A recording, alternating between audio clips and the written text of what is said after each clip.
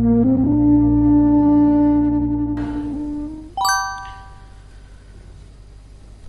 ဦးဇင်းတို့မင်းညာကဗာတရားဟောခဲ့သလိုကောင်းကျိုးချမ်းသာ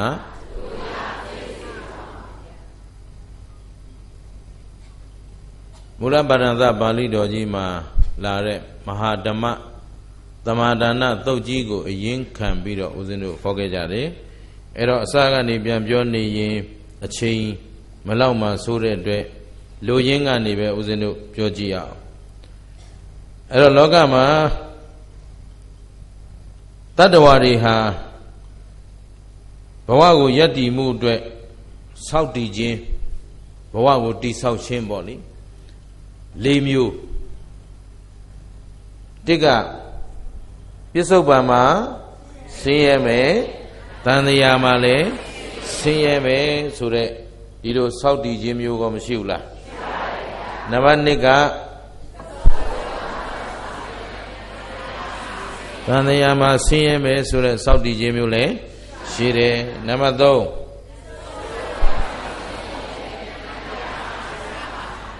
နံပါတ်4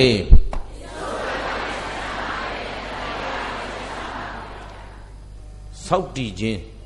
ဒါစာမှာပေါ့တို့မြန်မာလိုနားလည်အောင်ပြောရရင်ကိုယ့်ဘဝကိုတည်ဆောက်နေကြတာကိုယ့်ဘဝကိုအကောင်ထဲပေါ်နေကြတာအဲ့တော့ဘဝတစ်ခုရယ်လို့ရလာပြီဆိုရင်ဘဝစကြတဲ့ကရင်ကိုယ့်ဘဝကိုယက်တည်နိုင်မှုအတွက်ရုန်းကန်လှုပ်ရှားပြီးတော့မနေကြရဘူးလားအဲ့တော့ရုန်းကန်လှုပ်ရှားနေကြတဲ့နေရာမှာယခုကဲ့သို့ရှင်တော်ဗုဒ္ဓမြတ်စွာဘုရားရှင်ကိုရောမြတ်ကြီးလောကသစ္စာ၄ပါးတရားကိုဆရာမကူတရားမူဉာဏ်တော်မြတ်နဲ့ကိုတော်တိုင်သိတဲ့သဗ္ဗညုတဉာဏ်တော်ရှင်သာပေါ်ပေါက်မလာတဲ့ကာလဆိုရင်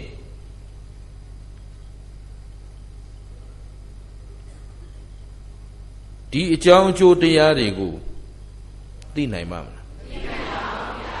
မြတ်စွာဘုရားပွင့်ထွန်းလာတဲ့ကာလမို့လို့ယနေ့သူတော်ကောင်းတို့မှာ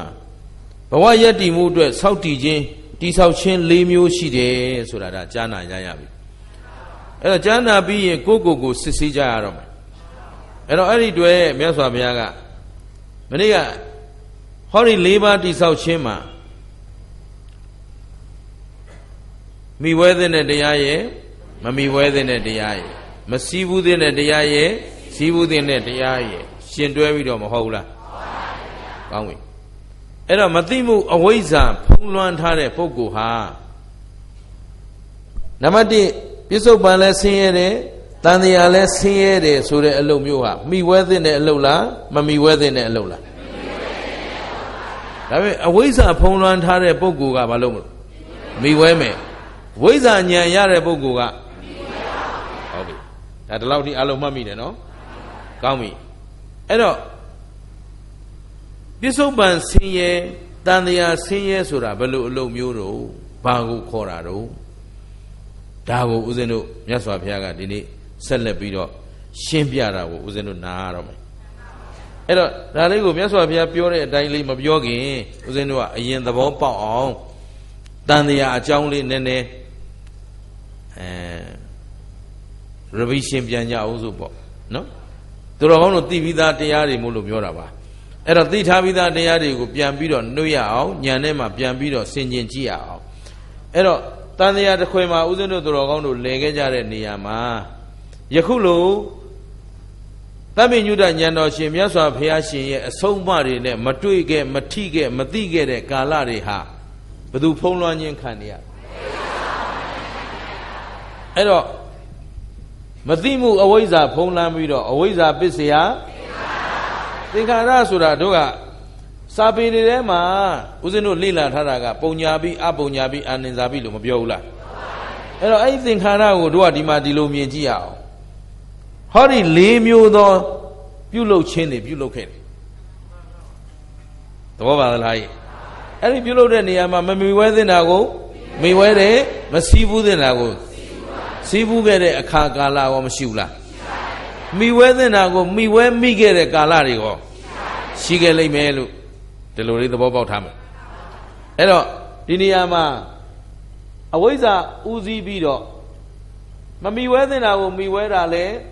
မမီဝဲသင့်မှမီဝဲသင့်မှသိလို့လားမသိလို့လားတခါမီဝဲသင့်တဲ့တရားကိုမီဝဲနေတာလေသိပြီးမီဝဲတာလားမသိပဲမီဝဲတာလားဒါအတိတ်တန်တရားမှာနော်ဒီနေ့ထိကိုဘဝကိုစစ်ဆေးခြင်းရင်ကိုတကယ်သိပြီလားတတ်ပြီလားလို့စစ်ဆေးခြင်းရင်ငါဟာမမီဝဲသင့်တဲ့တရားတွေကိုလွတ်ကျွတ်ရှောင်ရှားနိုင်ရဲ့လားမိဝဲတဲ့တရားတွေကိုရဲရင့်ပြတ်သားမိဝဲနိုင်ပြီလား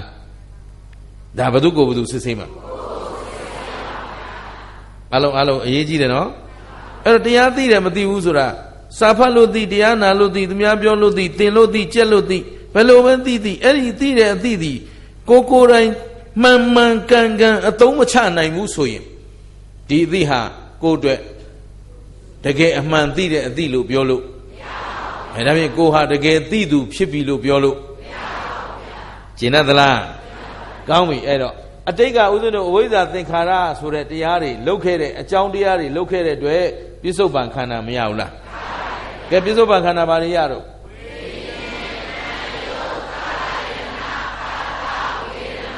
ဆိုပြီးတော့အသီးသီးခန္ဓာတွေမရကြဘူးလား။ရကြတော့ပရိသေဝိညာဉ်နေလာကြတဲ့ကရင်သူချမ်းသာဝိညာဉ်သူဆင်းရဲဝိညာဉ်မနေ့ကပြောသလိုပုံနာမင်းစိုးရာဇာနော်အမျိုးနွယ်ဇတ်တွေကွဲကြပြီးတော့နော်ချမ်းသာတဲ့ဘဝလည်းဖြစ်ခြင်းဖြစ်မယ်ဆင်းရဲတဲ့ဘဝလည်းဖြစ်ခြင်းဖြစ်မယ်ဒီမှာပရိသေဝိညာဉ်ချင်းဒီမှာလာပြီးတော့အကျိုးပေးတွေမကွာဘူးလားဝိညာဉ်ကွာသလိုနာယုတ်လည်းကွာတယ်တချို့ယုတ်လက္ခဏာတွေကအလွန်ကြည်လင်တန့်ရှင်းပြီးတော့အနာယောဂကင်းတယ်ဘယ်သက်ပဲရွယ်ပဲဖြစ်ဖြစ်ပေါ့ပါလန်းဆန်းတက်ကြွနော်စားသမျှအစာချေတောင်းဖို့ဦးဇင်းကအမြဲတမ်းအာယုံပြုပြီးသာရုခေါ်တဲ့တရားလေးတစ်ခုရှိတယ်စัจ java မင်းကြီးဟာနော်စัจ java မင်းဆိုတာကုသိုလ်အမတန်ကောင်းမှဖြစ်တဲ့ပုဂ္ဂိုလ်မလားအဲ့တော့ကုသိုလ်အမတန်ကောင်းလို့ဖြစ်တဲ့မင်းကြီးကသူကလေကာမဂုဏ်အာယုန်တွေကိုအလိုရှိသလိုအလိုရှိတိုင်းခံစားသုံးဆောင်နိုင်တယ်ဒီထဲမှာအစာအာဟာရတွေကိုကြိုက်သလောက်စားသူအလိုရှိသလောက်စားသလောက်အစာကြည့်တယ်အစာအတွက်သူဟာအားပဲဖြစ်တယ်တဲ့ယောဂမဖြစ်ဘူးတဲ့နောက်ဆုံးအိုတဲ့အချိန်မှာလဲသူရကားတွေအိုသလိုပယေနေတွေတွန့်ခါးတွေကိုင်းနော်ဒူးတွေနာခါးတွေနာဒီအစဉ်မျိုးမရှိဘူးတဲ့ဟောယုံ nant ခြင်းကိုအကျိုးပေးခြင်းတူသလားမတူဘူးအခုကိုယ်ပတ်ဝန်းကျင်မှာလဲကိုကြည့်ရင်မသိနိုင်ဘူးလားသိနိုင်တယ်တချို့ကငယ်ရွယ်နဲ့အနာယောဂများလှုပ်ခနဲ့ရှိဖျားပြီးထစ်ခနဲ့ရှိနာပြီးဟမ်တချို့ကြတော့လဲဘလို့နေဘလို့ထိုင်ဘလို့ရာသီဥတုတွေဆိုသူ့အတွက်ဘာယောဂမှအနာတရားမဖြစ်ဖဲနဲ့ကျမ်းမာနေတဲ့ပုဂ္ဂိုလ်တွေရောအဲ့ဒါတွေဟာဒီဘက်ကပြုခဲ့တဲ့အကြောင်းတရားတွေကွာခဲ့တဲ့အတွက်အကျိုးတရားတွေကွာနေတယ်ဟုတ်ပလားအဲ့တော့ဥစဉ်ဒီနေ့ပြောချင်တာကတော်ကောင်းတို့အခုလက်ရှိရထားတဲ့ခန္ဓာပရိသေတွေဝိညာဉ်ကစပြီးတော့ယက်တည်နေတဲ့နာယုတ်သုံးဆောင်နေတဲ့သတ္တယရဏထိတွေ့နေတဲ့ဖတ်တာခံစားနေတဲ့ဝေဒနာဒီအရာတွေအားလုံးဟာဘယ်ပေါ်မူနေသေးတော့အတိတ်အကြောင်းပေါ်မိနေတယ်ပြန်ပြောဝိဇ္ဇာပစ္စယသင်္ခါရဆိုတဲ့အကြောင်းတရားကြီးပေါ်မှာမိနေတယ်ဒီနေ့ဦးဇင်းတို့ကဒီတရားတွေကိုခြုံငုံပြီးနားလည်အောင်ပြောရမှာမို့လို့နော်အဲ့တော့အကျိုးပေးဟာအတိတ်အကြောင်းပေါ်မှာမူတည်နေတယ်အကြောင်းကောင်းရင်အကြောင်းမကောင်းရင်အဲ့ဒီအကြောင်းကောင်းသည်ဖြစ်စေမကောင်းသည်ဖြစ်စေဘလို့အကျိုးပေးဒီဘဝမှာသူတော်ကောင်းတို့မလွဲမသွေလုံနေတာတော့ဝေဒနာပစ္စယတဏဝေဒနာဆိုတာခံစားတာအတိတ်ကပြုခဲ့တဲ့အကြောင်းတရားအတိုင်းကုသိုလ်ကံကောင်းတဲ့လူကလည်းကောင်းတယ်လို့ခံစားတယ်ကုသိုလ်ကံမကောင်းတဲ့လူကလည်းမကောင်းတယ်လို့ခံစားတယ်ဟုတ်ကလားငါးပါးအယုံကာမဂုဏ်ကိုနေ့စဉ်ခံစားပြီးမနေရဘူးလားအဲ့ဒီခံစားတာကဝေဒနာပစ္စယတဏှာဆိုတာသူတော်ကောင်းတို့အဲ့ဒီခံစားမှုနောက်ွယ်ကခံစားမှုကိုဆက်လက်ပြီးတော့ရှင်သန်နိုင်မှုအတွက်တတ်မဲ့တဲ့တဏှာတွေရှိမရှိရှိပါဘူးကံကောင်းသူမှလည်းကံဆိုးသူမှလည်းအဲ့တော့တဏှာပစ္စယတဏှာဆိုတာလိုချင်တတ်မဲ့မှုဥပါဒံဆိုတာဆွဲလန်းမှု လိုချင်မှုလာရင်ဆွဲလန်းမှုလားဆွဲလန်းမှုလာရင်ဒီဘက်ကကာယကံဝစီကံမနောကံအကြောင်းတရားတွေထပ်မလုပ်ဘူးလားအလုပ်ရင်ဒီလေးပါပဲဒီလေးပါးတွေကတခုခုခင်ဗျားတို့လုပ်နေတာပဲရှင်းမလား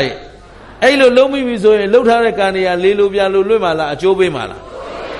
ဒီမှာပြောထားတာကိုကရှင်းတယ်ကံမှာဘဝဖြစ်ကြောင်းကံဟောဘဝဖြစ်ကြောင်းကံလှုပ်ထားတဲ့အတွက်ဇာတိလာကိုလာမှာပဲရှင်းသလားနောက်တော့ဇာတိအကျိုးပေးလာပြီဆိုတော့ဒီအကျိုးပေးရလဲဒီကံစီမံတဲ့အတိုင်းအကျိုးမပေးဘူးလားဒါကြောင့်မို့လို့ပြစ္ဆုတ်ပံချမ်းသာတယ်တန်တရားဆင်းရဲတယ်ပြစ္ဆုတ်ပံဆင်းရဲတယ်တန်တရားချမ်းသာတယ်ဆိုတဲ့အပြောအဆိုတွေမလာဘူးလားကဲကောင်းပြီအဲ့တော့အခုပြစ္ဆုတ်ပံသူတော်ကောင်းတို့ယက်တည်နေတဲ့ဘဝအကျိုးပေးသည်ဘယ်အကြောင်းတရားကြောင့်လဲအတိတ်အကြောင်းတရားကြောင့်ဒါလေးလိုချင်တာအခုပြစ္ဆုတ်ပံမှာဆင်းရဲမှုချမ်းသာမှုပတ်ဝန်းကျင်မှာသူတော်ကောင်းနဲ့တွေ့မှုသူယုံမှနဲ့တွေ့မှုပတ်ဝန်းကျင်ကောင်းမှနေရမှုပတ်ဝန်းကျင်မကောင်းမှနေရမှုမျိုးစုံသောအကြောင်းတရားတွေမရှိဘူးလားအဲ့ဒီအကျိုးပေးနေတဲ့အကျိုးတရားတွေဟာဘယ်အကြောင်းကြောင့်လဲအတိတ်အကြောင်းပေါ်မူတည်ပြီးတော့သူတော်ကောင်းတို့ယက်တည်နေရတယ်လို့ဒါအရင်ဆုံးသိထားမယ်အဲ့တော့ယက်တည်မှုအပေါ်မှာပဲပြစ္ဆုတ်ပံမှာရောကာယကံဝစီကံမနောကံနေဆက်ပြီးလုပ်မနေရဘူးလားအဲ့တော့ကံကောင်းတဲ့လူလည်းလုပ်နေရတယ်ကံဆိုးတဲ့လူလည်းလုပ်နေရတယ်ဟုတ်ပြီနော်မလုပ်ဖဲနေလို့မလုပ်ဖဲနေလို့ရတဲ့တ attva မရှိဘူးဆိုတော့ဒီအလုံးမှန်အောင်ရွေးချယ်ဖို့သိမသိဦးဇင်းတို့မြတ်စွာဘုရားကြီးရှင်ကိုရောမြတ်ကြီးလမ်းညွှန်သွားတာဒါပဲဒီအတိတ်ကိုလည်းကြောက်ရွံ့ထိတ်လန့်ပူဆွေးနေစရာမလိုဘူးလှုပ်ခဲ့ပြီးအကျိုးပေးတော့မှမင်းတို့ရှောင်လို့ဘယ်ရင်မေးဦးဟာရရချေဦးဟာဘိုးတော်ကဲဦးကွာဝိဇ္ဇာကဲဦးကွာလှုပ်လို့ရလားမရတဲ့အလုံးမို့လို့တခါတည်းကြတချို့ကြတော့လောကီသမားတွေကဦးဇင်းတို့ဝိပဿနာသမားတွေကပြောရင်ရက်စတယ်အကုန်လုံးကိုငုံစုံပြပြောချလိုက်တော့တာငုံစုံပြပေါ့ကွာမရတဲ့တရားကိုထင်ရှားစွာတို့သိနေလို့မရဘူးလို့ပြောတာဟင်ဝတ်မှာအမြဲငရဲမှာမဒီမှာကာမဝတ်ကြီးလုပ်ပြီးဝိပါကဝတ်ကလာကိုလာမှာမင်းဘလို့ပြေးလို့မှမလုပ်ဘူးမြတ်စွာဘုရားတော်မလွတ်ပါဘူးလို့ဆိုတာမင်းတို့ပေရင်ဆရာဘာကောင်လို့လုပ်ပေးနိုင်မှာရှင်းနေတာပဲဖြေရကြိုက်တယ်ကောင်လာခဲ့လူမင်္ဂလာဒီလိုစိန်ခေါ်နေ22နှစ်ရှိပြီဒီကောင်မှလည်းပေါ်မလာပါဘူးတော့ပါလားမရပါဘူးလို့အကြောင်းတရားကထင်ရှားနေပြီသားအဲ့တော့အခုဦးဇင်းတို့သူတော်ကောင်းတို့သိရမှာကပြစ္ဆုတ်ပံအလုံးမှန်ဖို့ဟာအရေးကြီးလားမကြီးဘူးလားသဘောပါပြီနော်ကောင်းပြီအဲ့တော့အဲ့ဒီအကြောင်းကိုဦးဇင်းတို့မြတ်စွာဘုရားကနံပါတ်1ဘဝယက်တည်မှုအတွက်သူတော်ကောင်းတို့တိဆောက်နေကြတဲ့ပုဂ္ဂိုလ်တွေထဲမှာပြစ္ဆုတ်ပံလဲဆင်းရဲတယ်တန်တရားလဲဆင်းရဲတယ်ဆိုတော့မမီဝဲတဲ့တရားကိုမီဝဲနေတဲ့ပုဂ္ဂိုလ်တွေရှိမရှိရှိပါရဲ့ဗျာအဲ့တော့နံပါတ်1ပြစ္ဆုတ်ပံဆင်းရဲခြင်းဆိုတာဘာလဲအတိတ်ကအကြောင်းတရားမကောင်းခဲ့တဲ့အတွက်ကိုယ်လဲဆင်းရဲတယ်စိတ်လဲဆင်းရဲတယ်သိချာမှနော်အတိတ်ကပြုခဲ့တဲ့ကုသိုလ်ကံအားနည်းခဲ့တယ်အကုသိုလ်ကံများခဲ့တယ်ကုသိုလ်ကံအားနည်းတယ်လို့ပြောရတာကုသိုလ်ကံမပါဘဲနဲ့လူဖြစ်မလားအဲ့လူဖြစ်တာကုသိုလ်ကြောင့်လူဖြစ်တာဒါပေမဲ့လူဖြစ်ပေမဲ့လူငမွဲလူအောက်တန်းစားစီးစိမ်မွဲရတဲ့အထက်အသိဉာဏ်ကနည်းသေးတယ်တခြားမှနော်ကောင်းတဲ့ကံတွေဦးဇင်းတို့တော်ကောင်းတို့ဘာလို့လိုအပ်နေသလဲဆိုတော့ကံကောင်းမှဉာဏ်ကောင်းမှပြန်ပြောအဲ့တော့ရိုးရိုးလေးပဲပြောမယ်ဥစ္စာရဏမပြည့်စုံတဲ့ပုဂ္ဂိုလ်တွေကကိုယ်သားသမီးကိုပြုစုပြူးထောင်ခြင်းနဲ့ဆိုရင်တောင်အဆင့်တန်းမှီတဲ့ကြောင်းကောင်းကောင်းမှထားနိုင်သလားမထားနိုင်ရင်ဒီသားသမီးဟာဘလောက်တော်အဆင့်မြင့်တဲ့ပညာကိုမရနိုင်ရင်အဆင့်မြင့်တဲ့လုပ်ငန်းစဉ်ကိုမရောက်နိုင်တော့ဘူးအကြောင်းတရားတွေဘလောက်လိုအပ်တယ်ဆိုတာသဘောပါတယ်နော်စီးစိမ်ဥစ္စာပြည့်စုံနေပြီးတော့အသိဉာဏ်မရှိပြန်ဘူးဆိုတော့စီးစိမ်ဥစ္စာပြည့်စုံတဲ့ကိုသားသမီးကိုအထူးချွန်ဆုံးအထက်မြတ်ဆုံးအတော်ဆုံးဖြစ်အောင်ပံ့ပိုးနိုင်ပါရဲ့တန်းနဲ့မိဘကအသိဉာဏ်မရှိပြန်တော့မပံ့ပိုးနိုင်လို့လမ်းချော်သွားတာတွေကမရှိဘူးလားအေးအဲ့ဒီမှာအခုဦးဇုံတို့သူတော်ကောင်းတို့သိထားမှာပြစ္ဆုတ်ပံဆင်းရဲတယ်ဆိုတာ ဘယ်အကြောင်းကြောင့်လို့အတိတ်အကြောင်းကြောင့်ဟုတ်ပြီနော်ပစ္စုပန်မှာအတိတ်ကအကြောင်းကံမကောင်းလို့ဥစ္စာဒနာကလည်းမွဲတယ်ပန်ဝင်းရင်ကောင်းတယ်လည်းမတွေ့ဘူးတငါနာနီတငါမုံစုံနာနီမုံစုံခြေသမနာနီတော့ခြေသမားပေါ့ကွာဖဲသမားနာနီတော့ဘိန်းစာနာနီတော့စုံအောင်ပြောမှနေတော့မိုးကုတ်ကအစုံရှိတာပေါ့သဘောပါသလားခိုင်းဒီတော့အတိတ်ကံမကောင်းလို့ဆင်းရဲတဲ့အပြင်ဒီဘဝယက်တည်မှုအတွက်သူများအသက်တတ်ပြီးတော့အသက်မွေးမယ်မရှိဘူးလားဥစ္စာမရှိတော့ကြာရလို့လုပ်ရတော့မှာပဲသူများပစ္စည်းခိုးပြီးတော့အသက်မွေးတယ်ရှိဘူးလားကဲသူများသားမယားပြစ်မှားပြီးတော့အသက်မွေးတယ်ရှိဘူးလားဒါပေမဲ့ဒီလူဟာသူများအသက်တတ်တဲ့အလုပ်ဒီကောင်းတယ်လို့လားမကောင်းတယ်လို့သူမလုပ်ချင်ဘူးမလုပ်ချင်မှလည်းတခြားအလုပ်ပြောင်းလုပ်เสียလဲသူဘယ်သူမှမခေါ်ဘူးမခိုးချင်မဲ့ခိုးနေရတဲ့လူတွေရောမရှိဘူးလားရှိတယ်ဘယ်နေရာတွေခိုးတယ်ဆိုတာတော့မပြောတော့ဘူးတော့ရန်ကုန်ဟာတွေသိကုန်လိမ့်မယ်နော်မိုးကုတ်သားတွေဘယ်နာခိုးတယ်ဆိုတာကျုပ်ကမိုးကုတ်သားအကုန်သိတာပေါ့သဘောပါတယ်နော်အဲ့တော့မခိုးချင်မဲ့လဲခိုးနေရတယ်ပျော်ရဲ့လားမပျော်ဘူးချမ်းသာသလားပြစ္ဆုတ်ပန်ဆင်းရဲတယ်ဆိုတဲ့ဆင်းရဲမှာအတိတ်ကံမကောင်းလို့ဆင်းရဲတာအပြင်အာကုသို့အလုတ်တွေကိုမမွေ့လျော်ပဲလုံနေရတယ်သူများအသက်တတ်တာအပြစ်ရှိမှန်သိတယ်ရှောင်လွဲလို့မရဘူးတော့ပါလားဘယ်လိုလူတွေလဲတော့ဥစဉ်မပြောတော့ဘူးနော်မပြောရင်လို့သဘောပါလားသူများအသက်တတ်တဲ့လို့ဟာအပြစ်ရှိလားမရှိဘူးလားရှိတာလက်နဲ့ကြီးတခါခါနဲ့ငတ်နေတော့အသက်မွေးရတာဟုတ်ရသဘောပါလားမပြောရင်လို့ဆိုဟုတ်ပြီနော်အဲ့ဒါဘာလဲဆိုတော့အပြစ်ရှိမှန်သိတယ်သိပေမဲ့သူဒီအလုပ်ကိုလုပ်နေရပြောသလားကြီးနိုင်ငယ်ညင်းနိုင်ရာစားအထက်ဖားအောက်ဖိလုံးဝမမှန်ကန်တဲ့အလုပ်ကြီးကိုမပြောဘဲလုပ်နေရတယ်ဆိုတော့ဒီအလုပ်လုပ်နေရတာသူ့ကိုချမ်းသာသလားဆင်းရဲသလားပြစ္ဆုတ်ပန်ဆင်းရဲတယ်ဆိုတာဒါဟုတ်ပြီနော်အဲ့တော့မြတ်စွာဘုရားကဆင်းရဲမှာနှမျိုးပြောလိုက်တယ်အတိတ်ကံမကောင်းလို့ဆင်းရဲတာတစ်ပိုင်းဟုတ်ပြီနော်တခါလုပ်နေရတဲ့အလုပ်ကမမှန်ကန်တဲ့အတွက်ဆင်းရဲတာတစ်ပိုင်းရှင်းသလားအဲ့တော့ဒုစရိုက်တရားတွေသူများသက်သက်ချင်းသူစာခိုးခြင်းသူများသားများပြင်မာခြင်းမှုသားပြောခြင်းကြမ်းတမ်းသောစကားပြောခြင်းဂုံတိုက်ခြင်းတိမ်ဖြင်းပေါ်ပြတဲ့စကားပြောခြင်းနောက်တေးရီတရဲ့တောက်စားရောင်းဝယ်ဖောက်ကားခြင်းမရှိဘူးလားအဲ့လိုအမှုတွေနဲ့ရှင်သန်နေတဲ့ပုဂ္ဂိုလ်တွေမရှိဘူးလားနောက်သူတော်ဘာပစ္စည်းကိုမတရားသဖြင့်ကြံစီခြင်းသူတော်ဘာပစ္စည်းကိုဖျက်လို့ဖျက်စီးလှုပ်ဆောင်ခြင်းအဘိဇာဒေါမနတတွေမရှိဘူးလားနောက်တစ်ခါလွဲမှားတဲ့အယူဝါဒအိုးဒါကိုလှုပ်ချင်လို့လှုပ်တာမဟုတ်ဘူးပဲသူများခိုင်းလို့လှုပ်တာအပြစ်မရှိပါဘူး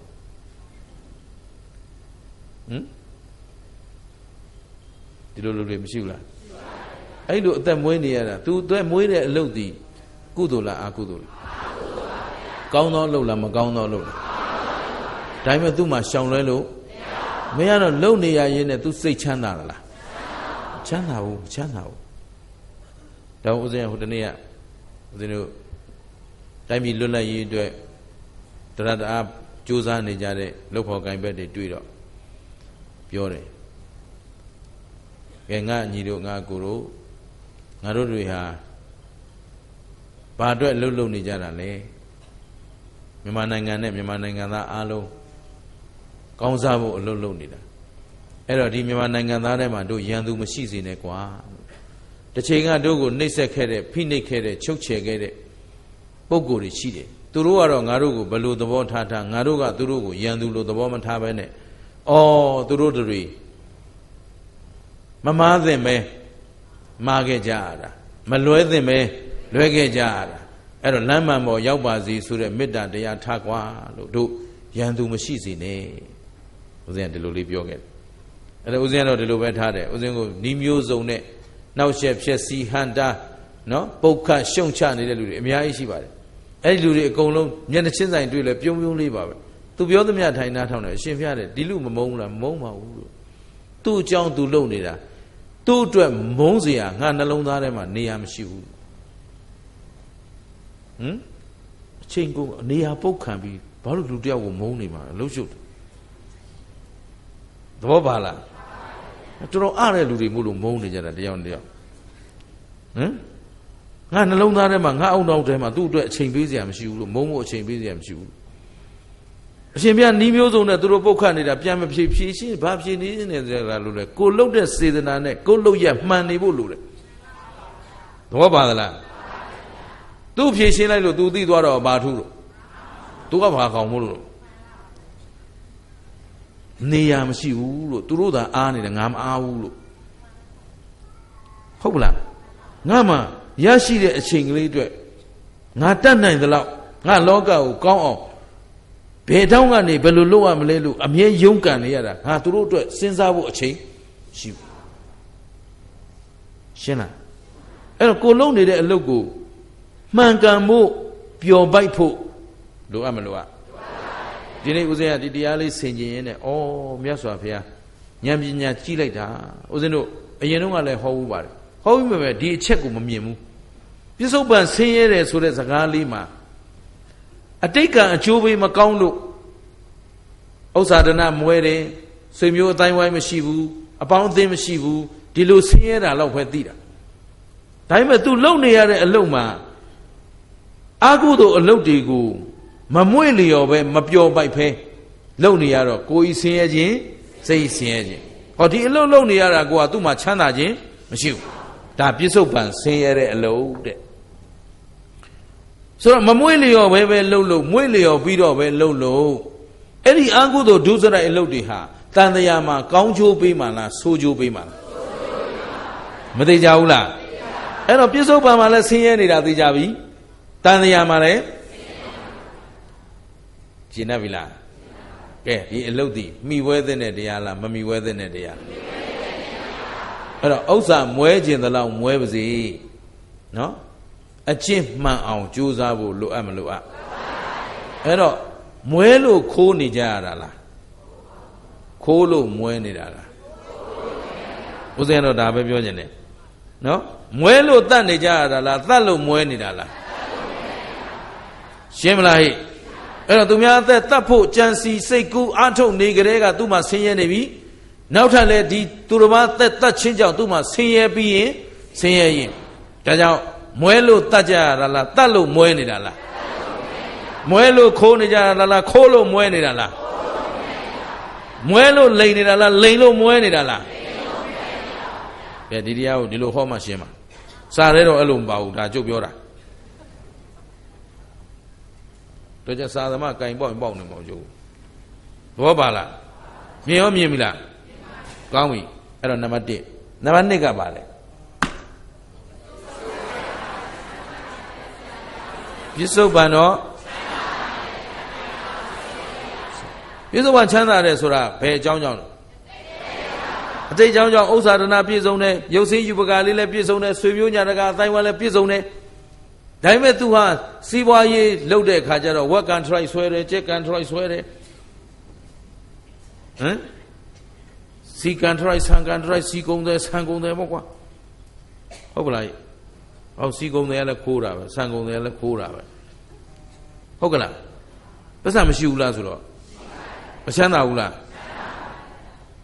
တခါအဲ့ဒီ तू ခိုးရတဲ့အလုပ်ကြီးကိုစိတ်မပန်လက်မပန်နဲ့လုပ်နေတာလားစိတ်ပန်လက်ပန်လုပ်နေတာပျော်ပျော်ပါပါကြီးလုပ်နေတာ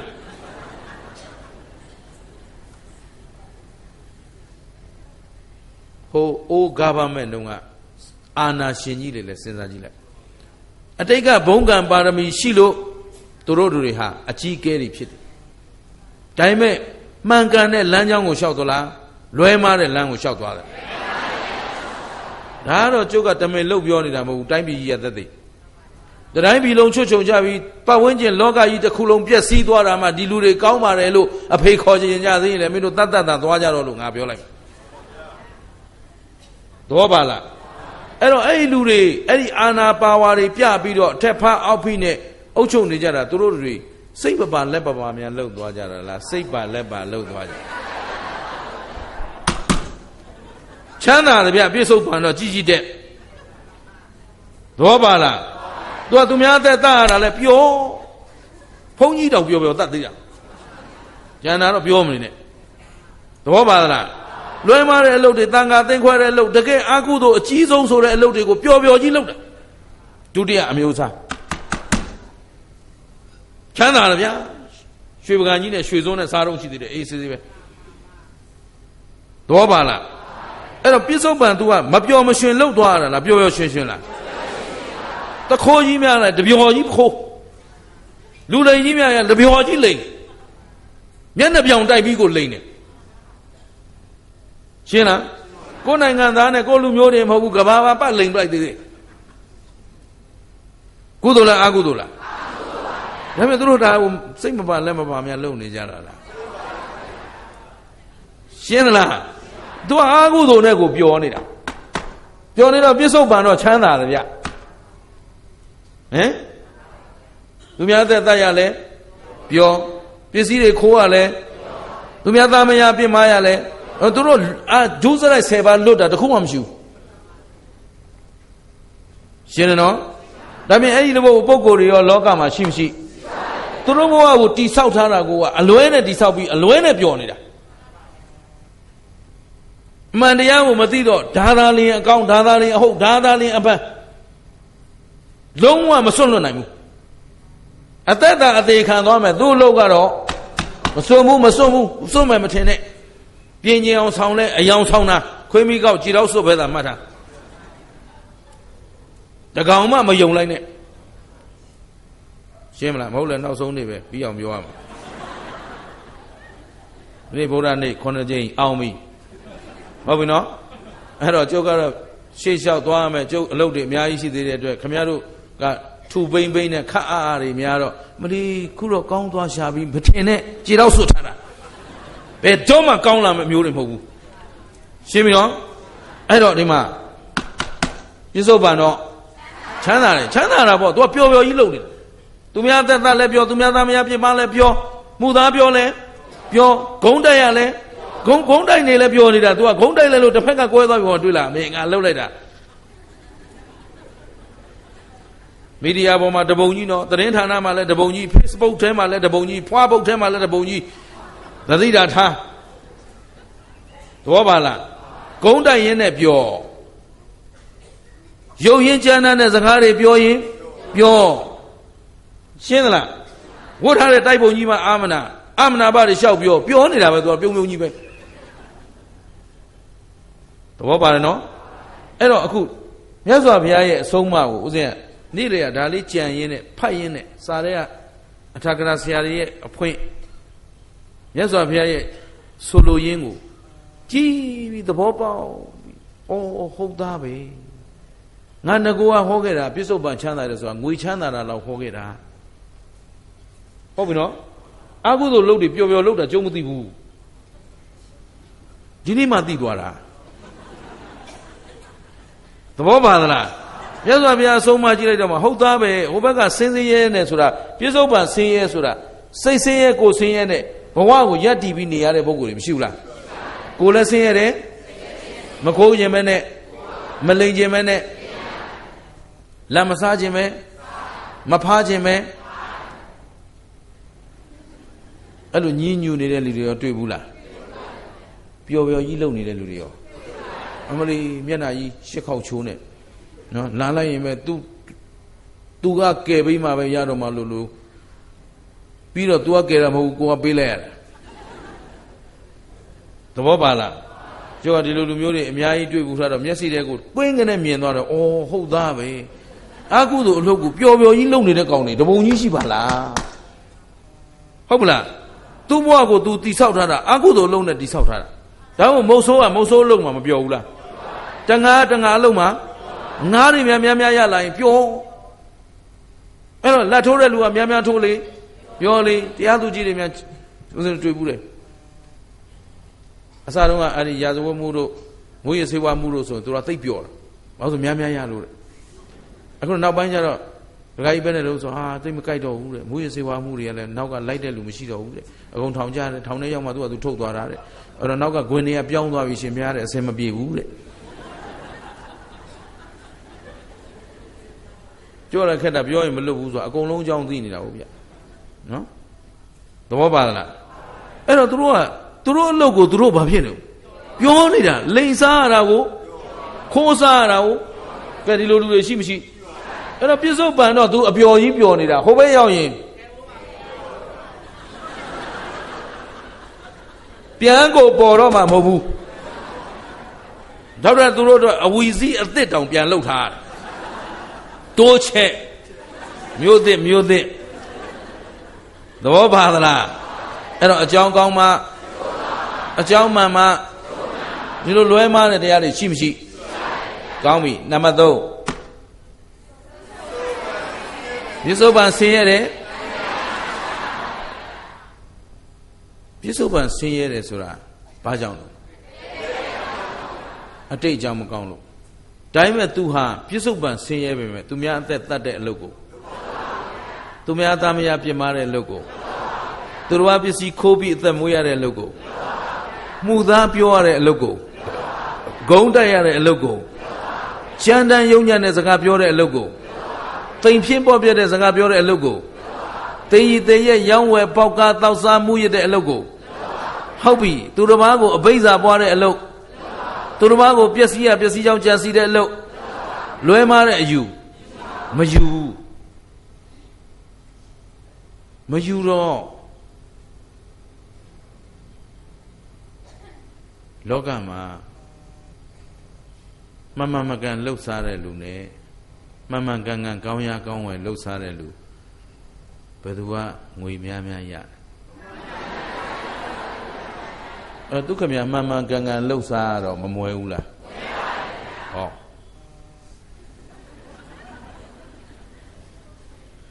ပြစ္ဆုတ်ပန်ဆင်းရဲတယ်ဆိုတာဟုတ်ပြီနော်အဲ့တော့ तू ကဓမ္မအမှန်တရားကိုလည်းပိုင်နိုင်ရင့်ကျက်တဲ့လူမဟုတ်တော့တတ်ရင်တော့ရတာပေါ့လေဒါပေမဲ့အကုသိုလ်လုပ်ကြီးဆိုတော့မတတ်ရဲပါဘူးမတတ်ရဲပေမဲ့ဆင်းရဲနေတာကို तू ကြည်နပ်သလားဆိုတော့အဲ့တော့ तू များအသက်မတတ်ဖဲနေရတာကို तू ကကြည်နပ်လားမကြည်မနပ်လားဟောဟိုမှာခိုးနေကြတော့အေးဟာကြီးရတော့လေဖျားပြမအုံဒီကေဦးဇင်းတို့တကားတယောက်ရှိတယ်နော်မန္တလေးတိုင်းမှာဓာတ်စီဆိုင်မန်နေဂျာဓာတ်စီဆိုင်မဟုတ်ဘူးသူကအဲ့ဒီဗာလဲစွမ်းအင်လုပ်ငန်းမှာသူ့ထက်ကြီးတဲ့လူတယောက်ပဲရှိတော့တယ်ဒါပေမဲ့မွဲတာကိုခြာလို့နော်အဲ့သူမိမအမြဲတမ်းပြောတယ်ရိတ်တံမှာလည်းပြောတယ်သူ့အိမ်သွားဆွန်းစားလည်းပြောတယ်ရှင်ဖျားကြီးဖျားဖြစ်မဲ့အုံဒီကေကြီးသူများတွေသူ့နေရာဆိုကြီးပွားလာပြီဟိုယောက်ျားပြုံးနေတယ်မင်းဒါပဲမြင်တာဘူးငါတော့မလိုချင်ဘူးတဲ့သူကတော့ဘယ်လောက်ထိတန်ရှင်းတယ်လဲဆိုတော့သူ့အတွက်ဝေစုရတဲ့ဒီဇယ်လေး10 ဂါလန်တောင်းဘုန်းကြီးเจ้าတွေမျှလူအိမ်မှာမသုံးဘူးတဲ့တပည့်တော်စိတ်ထဲမှာတန်ရှင်းခြင်းလို့တပည့်တော်ပညာလေးနဲ့တပည့်တော်စွမ်းသလောက်လောကကိုအကျိုးပြုပြီးတော့ပဲနေခြင်းတဲ့လွယ်မှဖောက်ပြန်တဲ့အလုပ်တပည့်တော်မလုပ်ပြရစေနဲ့ဟုတ်တယ်အဲ့ဒီကကြီးခုပင်စင်ယူသွားပြီပင်စင်ယူသွားတော့ဦးဇင်းကပင်စင်ယူကနေသူ့ကိုနေစနစ်တကျနေထိုင်နိုင်ဖို့ဦးဇင်းတို့နီလန်းတွေပေးတယ်လမ်းညွှန်မှုတွေပေးတယ်ပြီးတော့သူကပျော်ပျော်ပါးပါးပဲထွက်လာတာနဲ့တရားရိပ်သာတစ်ခုမှအကျိုးဆောင်လုပ်တယ်တရားအထုတ်တယ်အလုံးမပြတ်တော့သူပင်စင်နာမကြဘူးပေါ့ဗျာနော်ပင်စင်ရသွားဆိုဝန်ထမ်းတွေအားလုံးသိတယ်ပင်စင်ရပြီဆိုပင်စင်နာကြတယ်အလုံးမရှိတော့ဘူးယာတို့မရှိတော့ဘူးဆိုသူ့ကိုယ်သူအရာမဝင်တော့ဘူးထွင်ပြီးစိတ်ဓာတ်ကြပြီးတော့ပြဿနာတက်ကုန်ရောအဲ့ဒါပင်စင်နာခေါ်တယ်သဘောပါလားဘာလို့ဆိုတော့ငကုံတော့အရာရှိဆိုတော့သွားလိုက်တိုက်ပုံလေးနဲ့ခန်းနဲ့ဟောလာလက်မလေးထိုးလိုက်ဟိုလူငေါက်လိုက်ဒီလူခြောက်လိုက်အဟုတ်ထင်တယ် အခုတော့ပင်စင်လည်းရရောအိမ်မှာလည်းအရာမဝင်တော့ဘူးနော်လမ်းကလည်းမပေးနိုင်တော့ဘူးဆိုတော့လိုကိုစိတ်တကြပြီးနာသွားတာအဲ့တော့အဲ့လိုမနာအောင်သူ့အလုပ်တစ်ခုပေးတယ်နောက်တရားပေးလိုက်အဲ့နောက်မကြပါဘူးဦးဇင်းတို့ယဟန်9ဝါ6ဝါလောက်ရောက်တော့သူ့ဒကမာကြီးရောကြောင်းရောက်လာတယ်ဒကာကြီးကလည်းဆိုလို့ပြေးလို့ဒကာကြီးအစဉ်ပြေးလာပြေးတယ်ဖျားတဲ့အရှင်ဖျားဒကမာကြီးမေးကြည့်ဆိုဒကမာကြီးဆိုအမလီရှင်ဖျားရဲ့ကျေးဇူးတင်လိုက်တာရှင်ဖျားဟုတ်သူ့တငယ်ချင်းတွေအကုန်ထောင်ထဲရောက်သွားပြီ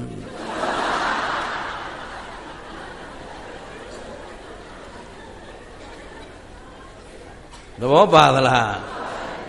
အဲ့ဒကာကြီးကသူခုမှသိနေတယ်ဗျာ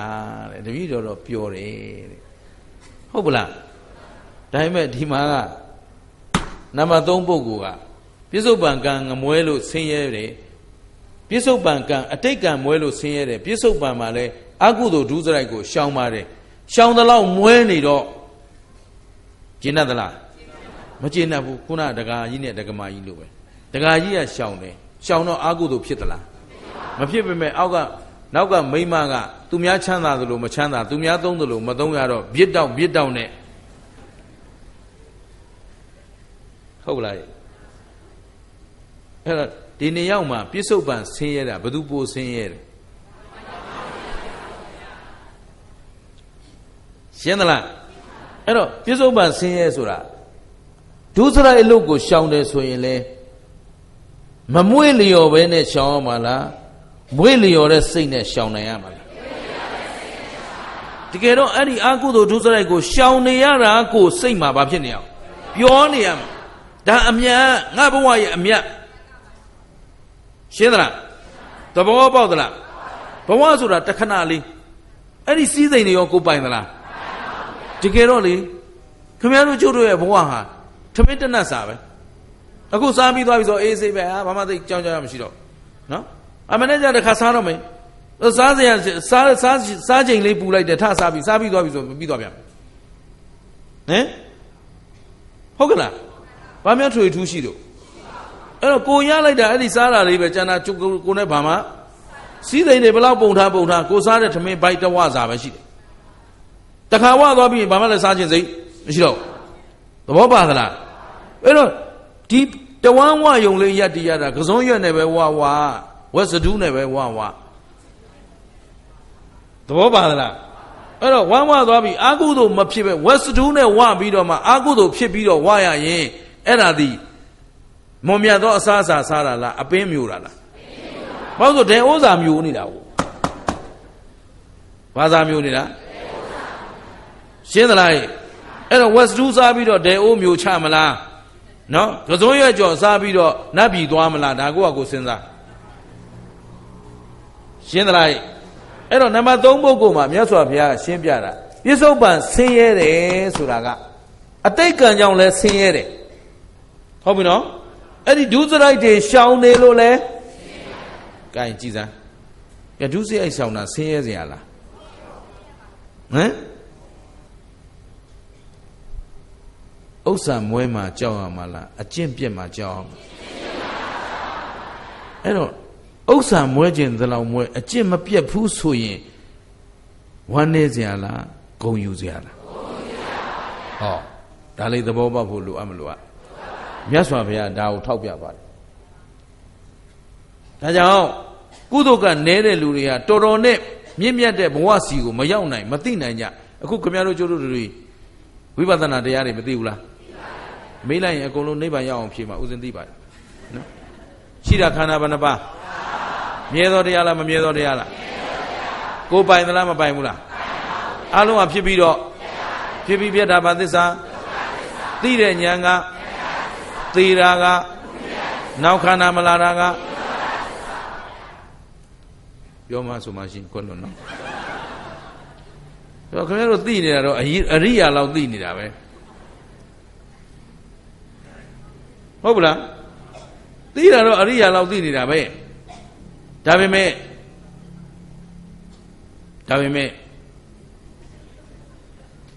အဲ့ဒီကုသိုလ်တရားမှာပျော်ပါနိုင်ရလားဆိုတာကိုစစ်ဆေးပါဦးဇင်းပြောရင်းဆိုရင်ခမဲတော်ကြီးမေတော်ကြီးသတိရလားမေတော်ကြီးကအမြဲတမ်းမြည်တွန်တောက်တီးတယ်ခမဲတော်ကြီးကတော့ဉာဏ်ပညာကြီးပါတယ် အဲ့တော့မေတော်ကြီးကတော့သူကရှာရတဲ့လူကိုသူရှာကျွေးခဲ့တာဦးဇင်းတို့ကြောင်းပြီးအောင်လဲသူထားခဲ့တာပါအဲ့တော့မေတော်ကြီးကငါဘဝတသက်တာမှာဘာမှမဟုတ်တာမလုပ်ဘူးဘာဖြစ်လို့ငါတို့ကြမှာမွဲနေဟုတ်ပြီနော်ဟိုမှာမဟုတ်တာလုပ်တဲ့လူတွေကြတော့ကြီးပွားနေလိုက်ကြနေတဲ့သူကဟိုဘက်မျက်ဆောင်ထိုးလိုက်ဒီဘက်မျက်ဆောင်ထိုးလိုက်နော်ဘယ်သူနဲ့မှလည်းသူမတည့်ဘူးအစတော့ဦးဇင်းလည်းမသိဘူးသင်္ကန်းဝတ်ပြီးအဘိဓမ္မာသင်္นานတွေပါတက်နော်အဘိဓမ္မာညဝါတွေပါလိုက်တော့မှစိတ်တွေအကြောင်းသိတော့မှခေါ်ပြောတယ်မေတော်ကြီးခမဲတော်ကြီးမေတော်ကြီးအဲ့ဒီတိုက်တိုက်ဆိုင်ဆိုင်ပဲသူဦးဇင်းပင်မလိုက်တာတဲ့ကောင်းရောင်းကောင်းဝဲလှုပ်ရှားတော့အရှင်းပြအစင်မပြေဘူးဟိုမှာမဟုတ်တာလုပ်တဲ့လူတွေမေတော်ကြီးအဲ့ဒါပဲလို့ခင်ဗျားကအတိတ်ကံမကောင်းလို့မွဲရတဲ့အထဲအသိဉာဏ်မှာမွဲနေတယ်ဟုတ်ပြီနော်အဲ့တော့မဟုတ်တာလုပ်လို့ကြီးပွားသွားတာလားအတိတ်ကံကောင်းလို့ကြီးပွားသွားတာမဟုတ်တာလုပ်တာကသူ့ကံဟာနောက်သူ့အကျိုးပေးလာတော့မှသူ့အကျိုးပေးနဲ့သူလာမှာလို့ခမရအဲ့ဒါသွားကြည့်ပြီးဝမ်းမပါနဲ့ရှင်းသလားအဲ့တော့မဟုတ်တာလုပ်ပြီးချမ်းသာနေရတာနဲ့ဟုတ်တာလုပ်ရင်မွဲနေရတာဘယ်ဟာကုန်ယူမလို့ကုန်ယူတတ်အောင်ကြိုးစားသမှာစိတ်နှလုံးမှာဝမ်းမြောက်နေရမယ်ငါဟာဒီနေ့ဘာအကုသိုလ်မှမလုပ်မိခဲ့ပါလားဆိုတာဒါဝမ်းသာစရာဘဝရည်တည်မှုတရက်စာပဲခင်ဗျားတို့ရုန်းကန်နေရတာမလားတရက်ကုန်သွားလို့အကုသိုလ်တစ်ခုမှမဖြစ်လိုက်ဘူးဆိုအဲ့ဒီနေ့ကမြတ်တဲ့နေလားရှုံးတဲ့နေလားအဲ့တော့ဝမ်းမြောက်ဝမ်းသာရှိဖို့လိုအပ်မလိုအပ်အခုဒီပုဂ္ဂိုလ်မှာကျတော့ကိုယ်လည်းဆင်းရဲတယ်စိတ်လည်းဆင်းရဲတယ်ပြစ္ဆုတ်ပံဆင်းရဲတယ်ဆိုတာကျင်ရသလားသဘောပေါက်သလားအဲ့တော့ဒီနံပါတ်1ပုဂ္ဂိုလ်မှာလည်းကိုယ်လည်းဆင်းရဲစိတ်လည်းဆင်းရဲနံပါတ်2ပုဂ္ဂိုလ်ကကိုယ်လည်းချမ်းသာစိတ်လည်းချမ်းသာတယ်ဟောပြစ္ဆုတ်ပံမှာတော့ तू ချမ်းသာနေတာပဲအကုသိုလ်လုပ်ရင် तू ကပြောနေတာကျင်ရတယ်နော်သို့တော့သူတန်တရားလားရကတော့ကောင်းစရာလမ်းကောင်းပြီနံပါတ်3ပြစ္ဆုတ်ပံလေတန်တရားကြတော့ချမ်းသာမယ်ဆိုတော့ပြစ္ဆုတ်ပံဆင်းရဲနေတဲ့ထဲမှာကိုယ်လည်းဆင်းရဲစိတ်လည်းဆင်းရဲဖြစ်နေမဲ့အစားကိုယ်သာဆင်းရဲပြီးတော့စိတ်မဆင်းရဲအောင်ဒီနေရာမှာလုံးပန်းလို့ရမရဘာလို့ဆိုအခုခင်ဗျားတို့အတိတ်ကံကောင်းလို့ချမ်းသာလာတဲ့လူနဲ့နော်ဘဝယက်တည်မှုအတွက်နေ့တူဝရုန်းကန်နေရတဲ့လူနဲ့ဘယ်ရင်ကများလဲရိုးရိုးလေးပဲပြောမယ်နော်ရှာဖွေစရာမလိုပဲစားနိုင်တဲ့လူနဲ့ရရစားစားသမားဘယ်ဟာများလဲအဲ့ဒါအရာစကားနဲ့ဟောမှပို့အဆင်ပြေတာသဘောပါသလားအဲ့တော့ရရစားစားသမားကကြုံရအလုပ်မလုပ်ကြရဘူးလားလုပ်တော့အာဟုသောအလုပ်နဲ့ရတဲ့ငွေမျိုးကိုတန်ဖိုးထားနေကြမယ်ဆိုရင်ပြစ္ဆုတ်ပံလည်းဆင်းရဲမယ်အဲ့ရရစားစားပဲဒါပေမဲ့အာဟုသောအလုပ်လုံးမလုပ်ဖဲနဲ့ဘဝကိုယက်တည်နိုင်ရင်ပြစ္ဆုတ်ပံတော့ဒါပေမဲ့တန်တရားချမ်းသာမဲ့အရေးကိုမျှော်တေးပြီးတော့ကိုယ်စိတ်ကိုကြည်လင်အောင်လုပ်လို့မရဘူးလားငြိမ်းချမ်းအောင်လုပ်လို့မရဘူးလားအဲ့ဒီကြည်လင်ငြိမ်းချမ်းအောင်လုပ်နိုင်မှလုပ်တဲ့ကုသိုလ်ကထက်မှာဒါကြောင့်မေတော်ကြီးကိုပြောတယ်မေတော်ကြီးခမရကုသိုလ်လုပ်နေပြီခမရကုသိုလ်ကအားပြော့နေတယ်ဟုတ်ပလားအဲ့တော့ကုသိုလ်သာလုပ်နေတာဟိုမှာအဘိဇ္ဇာပွားရဲ့သူတော်ဘာကြည့်ွားတာကိုမနာလိုတဲ့စိတ်ဝန်တိုတဲ့စိတ်မရှိဘူးလားအဲ့တော့အဲ့ဒီအဘိဇ္ဇာပွားနေတဲ့အတွက်ဒီကုသိုလ်တရားစီထက်မြက်ခြင်းမရှိတော့တခါကုသိုလ်လုပ်နေရတဲ့ကုသိုလ်လုပ်နေလို့မွဲနေပါတယ်ဆိုတဲ့ခံယူချက်ကြီးအောင်မရှိဘူးလားအဲ့ဒါဒီအယူမှန်လားအယူမှားလားမိစ္ဆာဒိဋ္ဌိဖြစ်နေပြီရှင်းလားအကုသိုလ်မလုပ်လို့မွဲတာလားအကြောင်းမကောင်းခဲ့လို့မွဲတာလားအကုသိုလ်လုပ်လို့ချမ်းသာနေတာလားအကြောင်းကောင်းလို့ချမ်းသာတာလားဒီတရားနှစ်ပါးကိုပိုင်နိုင်သိဖို့လိုအပ်မလို့ကျင်ရသလားအဲ့တော့ဥစ္စာတဏှတင်မက်မောနေပြီးတော့လမ်းမားတွေလုံနေကြမယ်ဆိုရင်သူတော်ကောင်းတို့တွေဒီဘဝလူဖြစ်အကျိုးမနှက်တော့ဘူးနှစ်တော့မှာရှင်းရလားရဲ့အဲ့တော့မမီဝဲသင့်တာမမီဝဲမိအောင်ကြိုးစားဖို့လိုအပ်မလို့အဲ့တော့နံပါတ်3ပုဂ္ဂိုလ်ဒီပြစ္ဆုတ်ပံလဲပြစ္ဆုတ်ပါတော့ဆင်းရဲတယ်တန်တရားတော့ချမ်းသာတယ်မဟုတ်မမှန်တဲ့အလုပ်သူမလုပ် ကောင်းပြီနံပါတ်4ပြစ္ဆုတ်ပန်လေသူတော့ပြောစရာမလိုတော့ပြစ္ဆုတ်ပန်ချမ်းသာတယ်ဆိုတာဘာကြောင့်လဲအတိတ်ကြောင့်ကောင်းခဲ့တော့ပစ္စည်းဥစ္စာတဏှာလည်းပြည့်စုံတယ်ဆွေမျိုးညာတကာနဲ့လည်းပြည့်စုံတယ်ပတ်ဝန်းကျင်ကောင်းတယ်လည်းတွေ့တယ်တင့်တောင့်တင့်တယ်လည်းနေရတယ်နော်ပညာတတ်အုပ်စဘောရုပ်ချောဆိုတာအဲ့တော့မြင့်မြတ်တဲ့ဘဝမှာရလာပြီးတော့ဘဝရည်တည်မှုအတွက်လောက်ကင်တဲ့နေရာမှာလဲအာကုသို့ကင်းအောင်နေနိုင်တယ်ဆိုရင်ပြစ္ဆုတ်ပန်လဲအဲ့တော့ तू ကကောင်းမှုကုသိုလ်တွေမလုပ်ဘူးလားလုပ်တယ်သူများတတ်တာချင်းရလဲရှောင်ကျင်တယ်သူများပစ္စည်းခိုးခြင်းရလဲရှောင်ကျင်တယ်သူများသားများပြစ်မှားခြင်းကလဲရှောင်ကျင်တယ်မှုသားပြောခြင်းကလဲဂုံးတိုက်ခြင်းကလဲဟုတ်ပြီကြမ်းတမ်းယုံညံ့တဲ့စကားပြောခြင်းကလဲတိမ်ဖြင်းပေါ့ပြတဲ့စကားပြောခြင်းကလဲသိရီသိရဲတောက်စားမှုရရောင်းဝယ်ဖောက်ကားခြင်းကလဲသူတော်ဘာစည်းစိမ်ကိုမတရားသဖြင့်လိုချင်ခြင်းကလဲသူတော်ဘာကိုပျက်စီးရပျက်စီးကြောင်းကြံစီခြင်းကလဲမိစ္ဆာဒိဋ္ဌိကလဲအဲ့ဒီရှောင်ကျင်မှုမှာသူသည်မမွေ့လျော်မပျော်ပိုက်ဖဲရှောင်ကျင်နေတာလားပျော်ရွှင်စွာရှောင်ကျင်နေတာလားဟောဥစ္စာရဏပြည့်စုံတဲ့အတိတ်ကအကြောင်းကကောင်းတော့ဆရာကောင်းသမားကောင်းနဲ့မတွေ့ဘူးလားမိတ်ကောင်းဆွေကောင်းနဲ့မတွေ့ဘူးလားအဲ့တော့ဆရာကောင်းသမားကောင်းမိတ်ကောင်းဆွေကောင်းနဲ့မှန်ကန်တဲ့အသည့်တရားတွေလက်ဝယ်ပိုင်ထားရတော့အာဟုသို့လွတ်အောင်ရှောင်နေရတာကိုဘာဖြစ်နေလို့ပြောနေတာပြန်ပြောအာဟုသို့တေချာလို့တော့နံပါတ်3ပုဂ္ဂိုလ်ကအာဟုသို့လွတ်အောင်တော့ရှောင်နေဒါပေမဲ့လွတ်အောင်ရှောင်ရင်သူကညူစုနေတယ်ရှင်းသလားညူစုနေတယ်ဝန်တိုးနေတယ်စောင်းပြောင်းနေတယ်ဆိုတော့ကိုယ်လည်းဆင်းရဲတယ်စိတ်လည်းဆင်းရဲတယ်ဒီနံပါတ်4ပုဂ္ဂိုလ်ကျတော့ကိုယ်လည်းချမ်းသာတယ်ကျင့်သလားကိုယ်ချမ်းသာခြင်းဆိုတာအတိတ်ကအကြောင်းကောင်းခဲ့တော့ခန္ဓာကိုယ်ကလည်းကျမ်းမာမာချမ်းသာသာတောင်းတောင်းတင်းတင်းစိုးစိုးပြေးပြေးနော်အနာရောဂါကန့်ကြီးခြင်းမရှိဘူးဆိုတော့ပေါ့ပါပျော်ပါပနေလို့မရဘူးလားရသလိုအသိဉာဏ်ပညာလည်းပြည့်စုံတော့အာဟုသို့ကိုလွတ်အောင်ရှောင်တယ်အာဟုသို့လွတ်အောင်ရှောင်ရင်းနဲ့လည်းပြောနေတယ်ကုသိုလ်ကိုဖြစ်အောင်လုပ်ကုသိုလ်ဘာဖြစ်တော့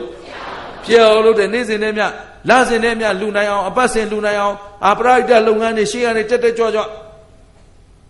သူကကုသိုလ်ရင်းကိုပျော်ရွှင်လုပ်နေတယ်ဒီတော့စိတ်လည်းချမ်းသာတယ်ပြစ္ဆုတ်ပန်လည်းတန်တရားလဲကဲဒီလိုပုဂ္ဂိုလ်တွေရောမရှိဘူးလားအဲ့တော့ဒီမှာပုဂ္ဂိုလ်ဘယ်နှမျိုးလဲဒါဘဝကိုတိဆောက်ကြတဲ့ပုံစံချင်းပုံစံဘယ်နှမျိုးရှိတော့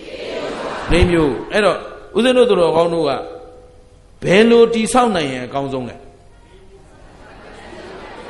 နံပါတ်၄ပြစ္ဆုတ်ပန်လဲ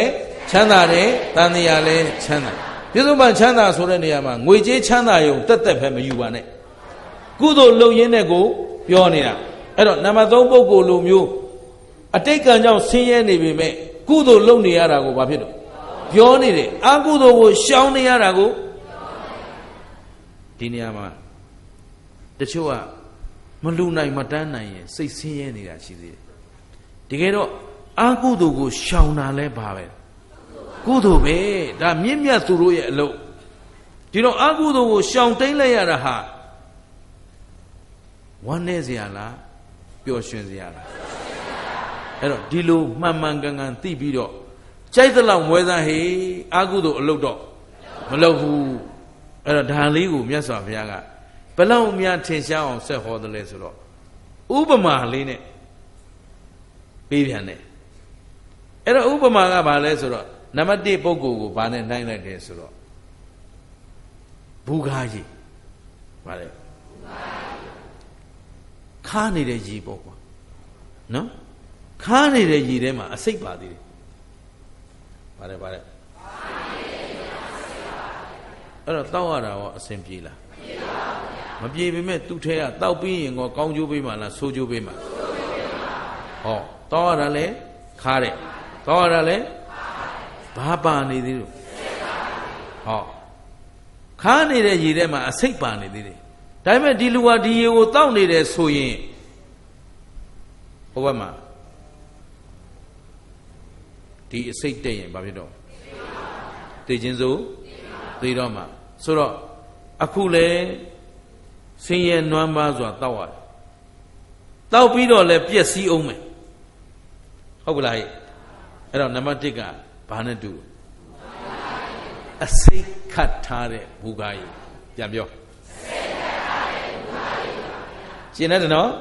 နံပါတ်1ဘဝကိုယက်တည်မှုဟာအစိတ်ခတ်ထားတဲ့ဘူကားကြီးကိုတောက်တာနဲ့ဒူဒူပဲတဲ့နံပါတ်2ကတော့အနတ်လည်းရှိတယ်အရသာလည်းပြည့်စုံတယ်အနတ်အရသာနဲ့ပြည့်စုံတဲ့ချိုမြိန်နဲ့ဖြော်ရည်ပါတယ်သို့တော့သူလည်းပါနေနေတယ်တောက်ရတာတော့ချိုမြိန်တယ်ဘာလို့ဆိုသူကသူများအသက်တတ်ရင်လည်းပြောသူများပစ္စည်းခိုးရင်လည်းပြောသူများသားမယားပြစ်မှားရင်လည်းပြောအပျော်ကြီးပြောနေတာကာမဂုဏ်အာယုန်တွေသူအလိုရှိသလိုခံစားလို့မရဘူးလားစိတ်လည်းချမ်းသာတယ်ကိုယ်လည်းချမ်းသာတယ်ဒါမှမဟုတ်အနံ့လည်းရှိတယ်အရသာလည်းရှိတယ်ချိုလည်းချိုတယ်ဟုတ်ပြီနော်ဒါပေမဲ့ဘာပါနေတော့အစိတ်ပြန့်တဲ့နေတော့ဒါဥတုမင်္ဂလာပြောတဲ့ဥပမာမဟုတ်ဘူးနော်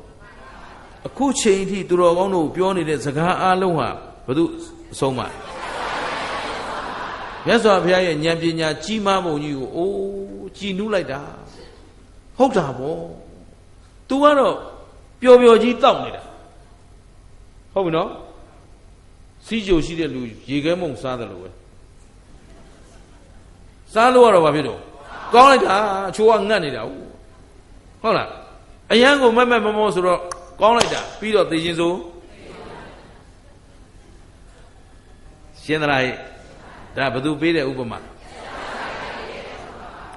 နံပါတ်3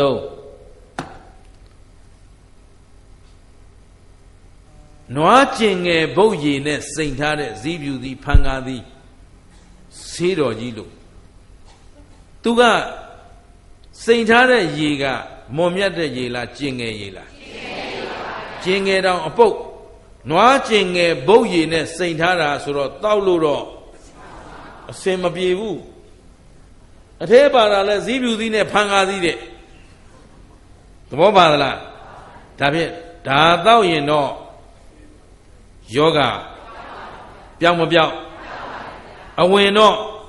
စိုးတယ်ဒါပေမဲ့အကျိုးပေးတော့အဲ့တော့ဘလောက်ခါ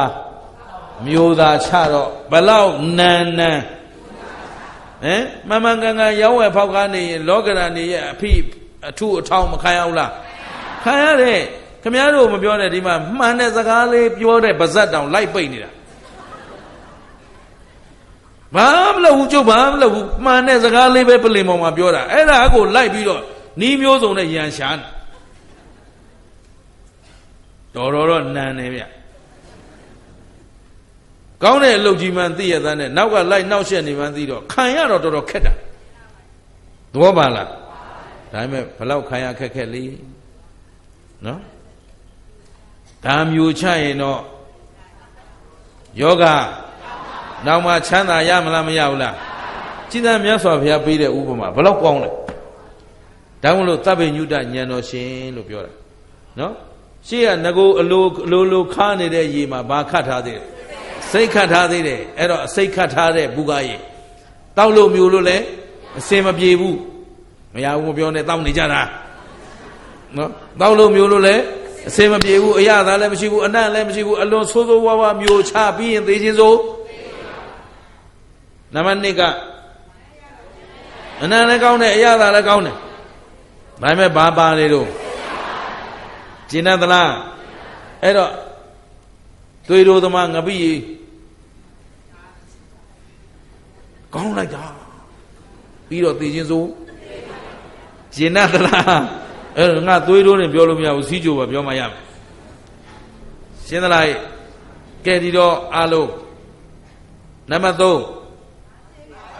နွားကျင်ဘုံစိန်ထားတဲ့ဇီးဖြူဖန်ကားရည်သူကဆေးသူကဘာတော့ဆေးအနံ့ကောင်းသလားအရသာရောမကောင်းပေမဲ့တောက်တဲ့လူမှာယောဂပြောင်းတောက်တဲ့လူမှာဒီဘက်ကနှစ်ခုကတောက်တဲ့လူမှာသေခြင်းစိုးသေမဲ့ပြောသမှာကြားလိုက်တာ ပြောအနမတိကတောက်လို့လည်းမကောင်းဘူးမျိုးလို့လည်းမကောင်းဘူးတောက်ပြီးရင်လည်းကဲဒါဗမြိုင်ဘူးလားကဲမြိုင်ဆိုင်အဆင်ပြေအောင်ဒါလေးကိုထည့်အလုံးမျိုးမကောင်းတောက်မကောင်းဘူးတောက်ပြီးရင်လည်းသေချင်းစိုးသေအောင်မယ်သေချင်းစိုးသေအောင်မယ်ပြော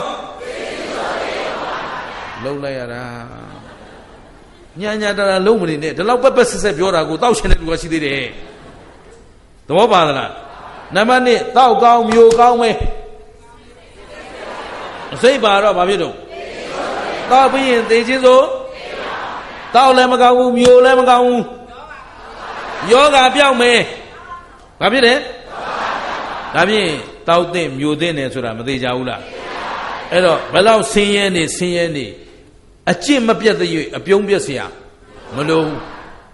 ရှင်းသလားဒါမို့လို့စီးစိမ်ကုံတာကဘဝပြတ်တာလားသီလပြတ်မှဘဝပြတ်တာလားယာရုပြုတ်သွားတာကဘဝပြတ်တာလားအကျင့်ပြတ်တာကဘဝပြတ်တာလားပျော်ကြီးပြုတ်လိုက်ကြလာတော့မှတရားရှိအုံနဲ့လာတော့မှ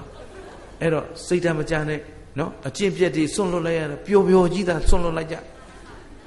ကျင်တတ်သလားကောင်းပြီနံပါတ်4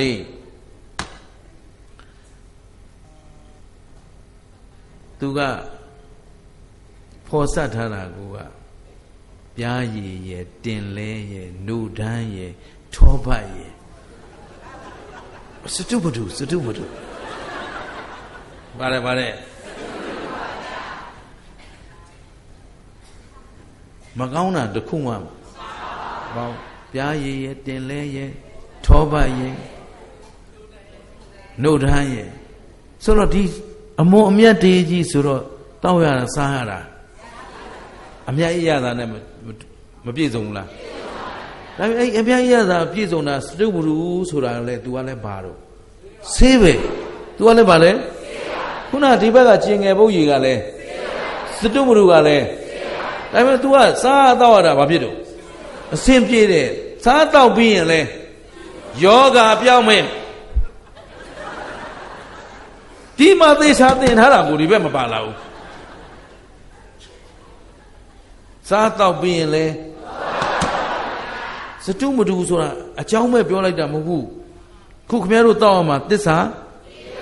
ကဲသစ္စာ၄ပါးတရားသိထားရင်တရားသိတဲ့လူသည်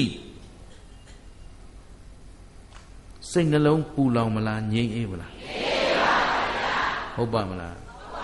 ဗျာတရားအထုတ်နေတဲ့လူတွေကချမ်းသာသလားဆင်းရဲခုပဲဟိုမှာတပည့်ဖြူကြီးတွေနဲ့မေးကြည့်ချမ်းသာလားဆင်းရဲလားလို့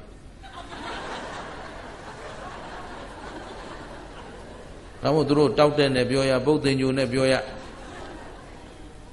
တွန်လိမ့်ချမ်းသာလားဆင်းရဲချက်ချင်းပါလာတာအဲ့တော့တရင်ကအကြောင်းမသိခင်တော့ထိုင်ရတာပင်ပန်းတယ်လို့ထင်ပေမဲ့ဒီထိုင်နေတဲ့တရင်ကအတွင်းမှာတို့လောဘတွေရှိလားမရှိပါဘူးဒေါသတွေရှိသလားမရှိပါဘူးအဲ့တော့ရိုးရိုးလေးစိတ်နှလုံးငြိမ်းစာနဲ့တာရည်သမီးစီးပွားရေးကိုဥပိ္ပခာပြုပြီးတော့ကိုယ်စိတ်ကလေးတည်ငြိမ်အောင်အောက်ထစ်ဆုံးဝင်လေသည့်ထွက်လေသည့်အာနာပါနာလေးလုံနေတဲ့အချိန်မှာကိုသားဘူးသမီးဘူးဆွေဘူးမျိုးဘူးလင်ဘူးမယဘူးအားလုံးမှာဖြစ်နေငြိမ့်နေရင်အာထုတ်နေစင်မှာရောချမ်းသာမှုရှိမရှိစတုမတူပါဗျာနော်တစိမ့်စိမ့်စားလဲကောင်းတလုံးတစ်ခဲမျိုးချလဲ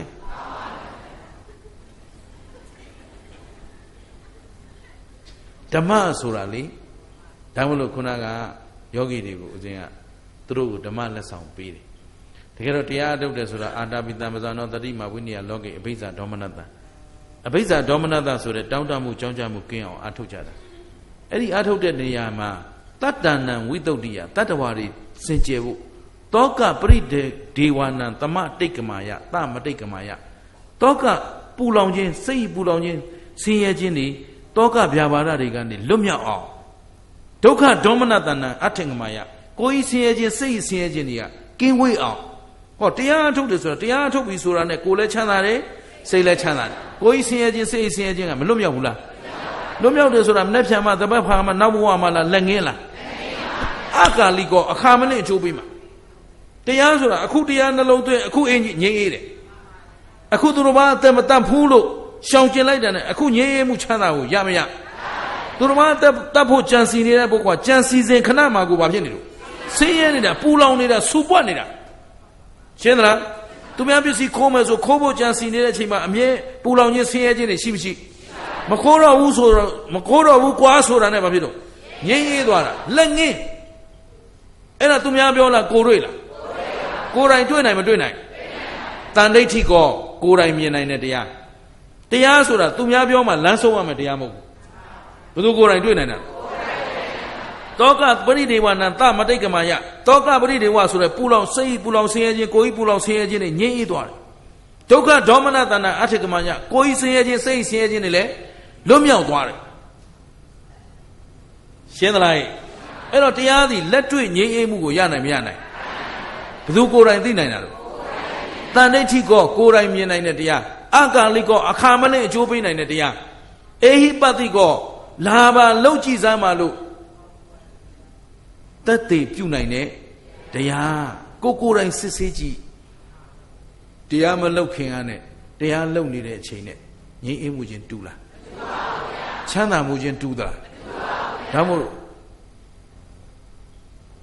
အေဟိပတိကဆိုတာတရားအလုပ်လုပ်နေတဲ့ပုဂ္ဂိုလ်ဒီကိုယ်ကိုစစ်ဆေးကြည့်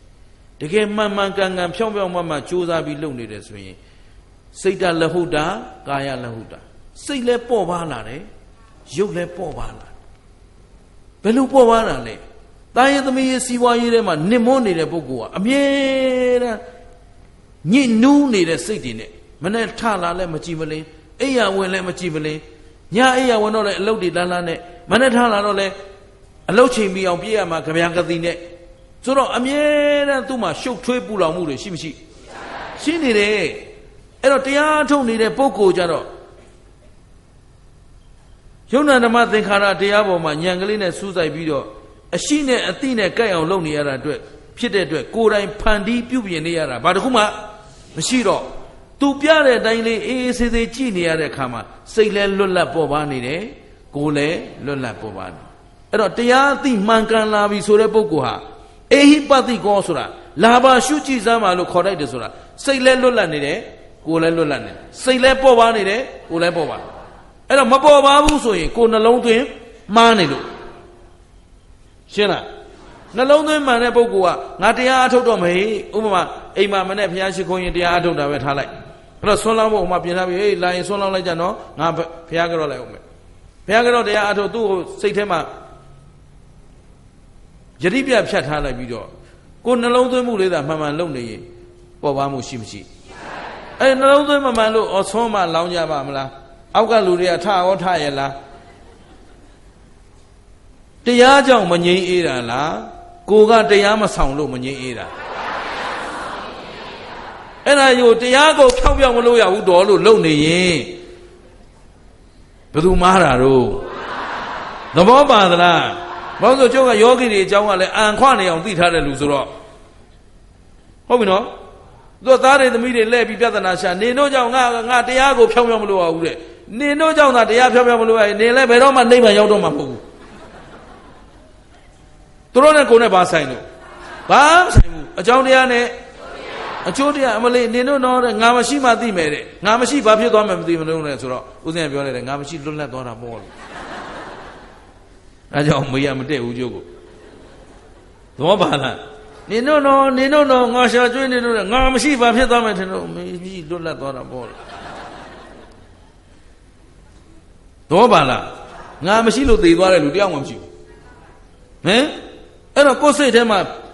ထင်းထင်းရှားရှားပြက်ပြက်သားသားဒါလုပ်ပေးရမယ်လုပ်ပေးထမင်းချက်ပေးပြီးသူတို့စားခြင်းစားလိမ့်မယ်အဲ့တော့လုပ်ပေးပြီးကိုတရားအထုတ်တဲ့ခါကိုတာဝန်ကျင့်ပြီးသွားပြီဆိုကိုလုပ်ကိုဖြောင်းဖြောင်းလို့နောက်ကသူမှသူစားမစားလောင်းမလောင်းသူ့လုပ်ရှင်းလား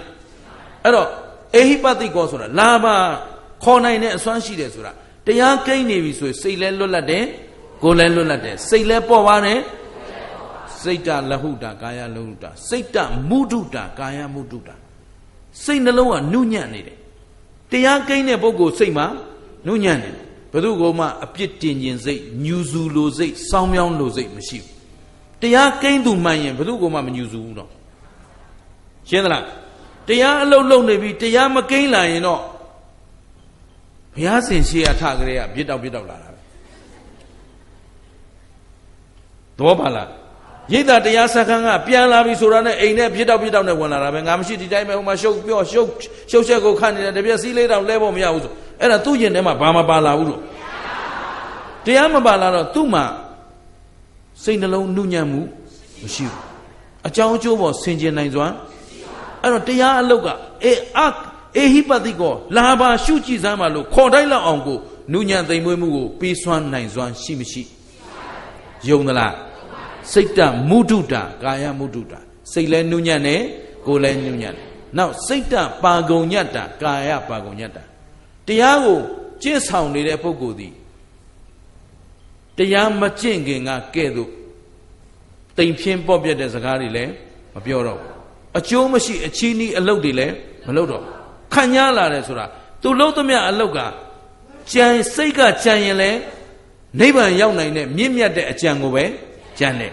နှုတ်ကပြောရင်လည်းကုသိုလ်ဖြစ်မဲ့စကားကိုသာပြောတယ်အကျိုးမရှိတဲ့စကားမပြောတော့ဘူးပါကုံညတ်တာခံရလာတယ်ဆိုတာအဲ့ဒါအေဟိပတိကောလာပါလောက်ကြည့်စမ်းပါလို့ခေါ်လိုက်တဲ့တရားတကယ်တရားကိန်းသွားပြီဆိုတာနဲ့အဲ့ဒီဂုဏ်တွေဟာလက်တွေ့ကိုယ်တိုင်ခံစားရမယ့်တရားတွေလို့မှတ်ပါသဘောပါသလားစတုမတုလေးလိုပဲဗါတဲ့စားရင်တောက်ရင်လည်းကိုဘာဖြစ်နေအရသာရှိချိုမြိတ်နေတယ်ပြီးတော့ကိုယ့်ကိုဘေးဖြစ်စေတာလားဆေးဖြစ်စေတာဟောကောင်းသောအရသာလည်းရှိတယ်ယောဂလည်းပျောက်တယ်ဒါဆိုရင်တောက်တဲ့မတောက်တဲ့ရှင်းပြီလားအဲ့တော့အတိတ်ကံကဘယ်လိုပဲမွဲဆင်းရဲပြစ္ဆုတ်ပံမှာချမ်းသာအောင်နေနီးရှိမရှိဟောဒီတရားကတို့အဖြေပေးပြီဟုတ်ပြီနော်အဲ့တော့ဥစ္စာမွဲတိုင်းဆင်းရဲเสียအကြောင်းမရှိဘူးယာတို့ဂုံသိမ်မရှိတိုင်းဆင်းရဲနေเสียအကြောင်းဘာဘွဲမရှိလို့ညာဘွဲမရှိလို့ဆင်းရဲเสียမရှိဘူးဘာကုံမရှိလို့ညာကုံမရှိလို့တွတ်ဆုပ်နေเสียအကြောင်းရှင်းသလားအဲ့တော့အဲ့ဒီအတွက်တော်ကောင်းတို့သည်စတုမတုနဲ့တူတဲ့သစ္စာ၄ပါးတရားကိုနှလုံးသွင်းဖို့လိုအပ်မလိုအပ်နှလုံးသွင်းတော့မယ်ဆိုတော့တတိထားပရိယာဆိုင်ပညာနဲ့ကြည်ဘု து ခန္ဓာဘု து ကြည်မှာကိုယ်ခန္ဓာကိုကြည့်တော့တကယ်ရှိတာယုတ်တရားနဲ့အဲ့ဒီယုံနာနှစ်ပါးဘု து ကြောင့်ဖြစ်တာဟေးကိုကြောင့်နေမလုံးနဲ့လေဟမ်ခင်ဗျားတို့ကိုကြောင့်ဆိုတော့ပြန်မေးရတော့မကြုတ်ကအဝိဇ္ဇာကိုလားအဝိဇ္ဇာကိုဘယ်သူပိုင်တော့ဟမ်သင်္ခါရကိုလားသင်္ခါရဘယ်သူပိုင်တော့ဒါဖြင့်အဝိဇ္ဇာနဲ့သင်္ခါရပါတော့အကြောင်းတရားကြည့်ဒီမှာအတိတ်အကြောင်းတလောပါတယ်လေဟောဒီထဲမှာရှိတဲ့အဝိဇ္ဇာသင်္ခါရတရားသည်အတိတ်အကြောင်းတရားတွေပါတယ်လေအဲ့ဒါငါလားငါလုပ်ခဲ့တာလားသူလုပ်ခဲ့တာလားပါလေအတိတ်အကြောင်းတရားအကြောင်းရှိလို့ဒီအကျိုးပရိသေတွေဝိညာဉ်ကိုကိုပိုင်သလားအဲ့တော့ခုခင်ဗျားတို့ပရိသေတွေဝိညာဉ်ရှိသေးလားအမိတ်ဝမ်းထဲမှာပရိသေတွေနေကြတဲ့ဖြစ်ပြီးတော့မွေးပြီးတော့သေသွားပြီ तू ကအကျိုးပြုလိုက်လို့ဘာရထားတော့နာယုတ်အခုကိုနံကိုရောကိုပိုင်သလားကိုယုတ်ကိုရောယုတ်နံဆိုတာဖြစ်လိုက်ပြန်ပြော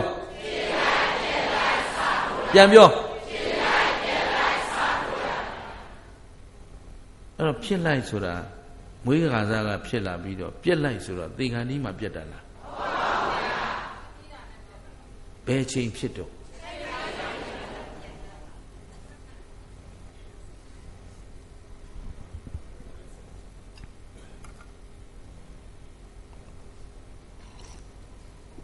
အရေးကြီးပြီနော်ဟိုတရားထိုင်ပြီးဆင်းလာတဲ့ယောဂီတွေလည်းပါတော့ဒါကမေးကုန်မေးရမယ်မေးကုန်တစ်ခုဖြစ်နေစဉ်းစားပြီးဖြေဘယ်ချိန်ဖြစ်လဲ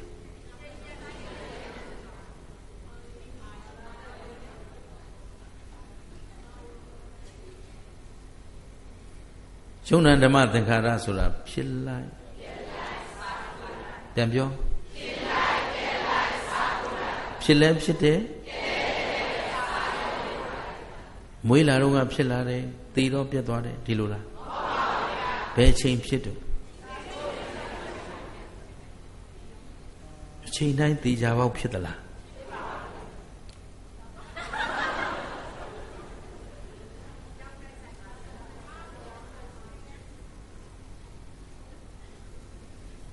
ဒါအရေးကြီးဆုံး key point စတုမရုစားခြင်းဒါသိမှရကဲခုခင်ဗျားတို့ရုပ်ဘယ်သူကြောင့်ဖြစ်တာရုပ်ဖြစ်ကြောင်းတရားဟောအဲ့လိုကြတော့အလားပြီမပြောခြင်းဘူးလို့ဆိုတာရုပ်ဖြစ်ကြောင်းတရားပြော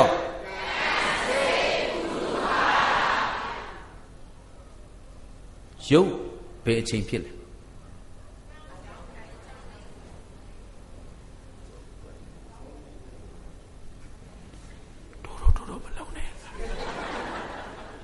တိုးမလုံးနဲ့ခင်ဗျားတို့ဘယ်သူမှလာမဖမ်းဘူးမပူနဲ့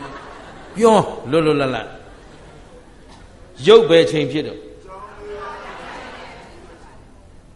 ကံစိတ်ဥရုအာဟာရ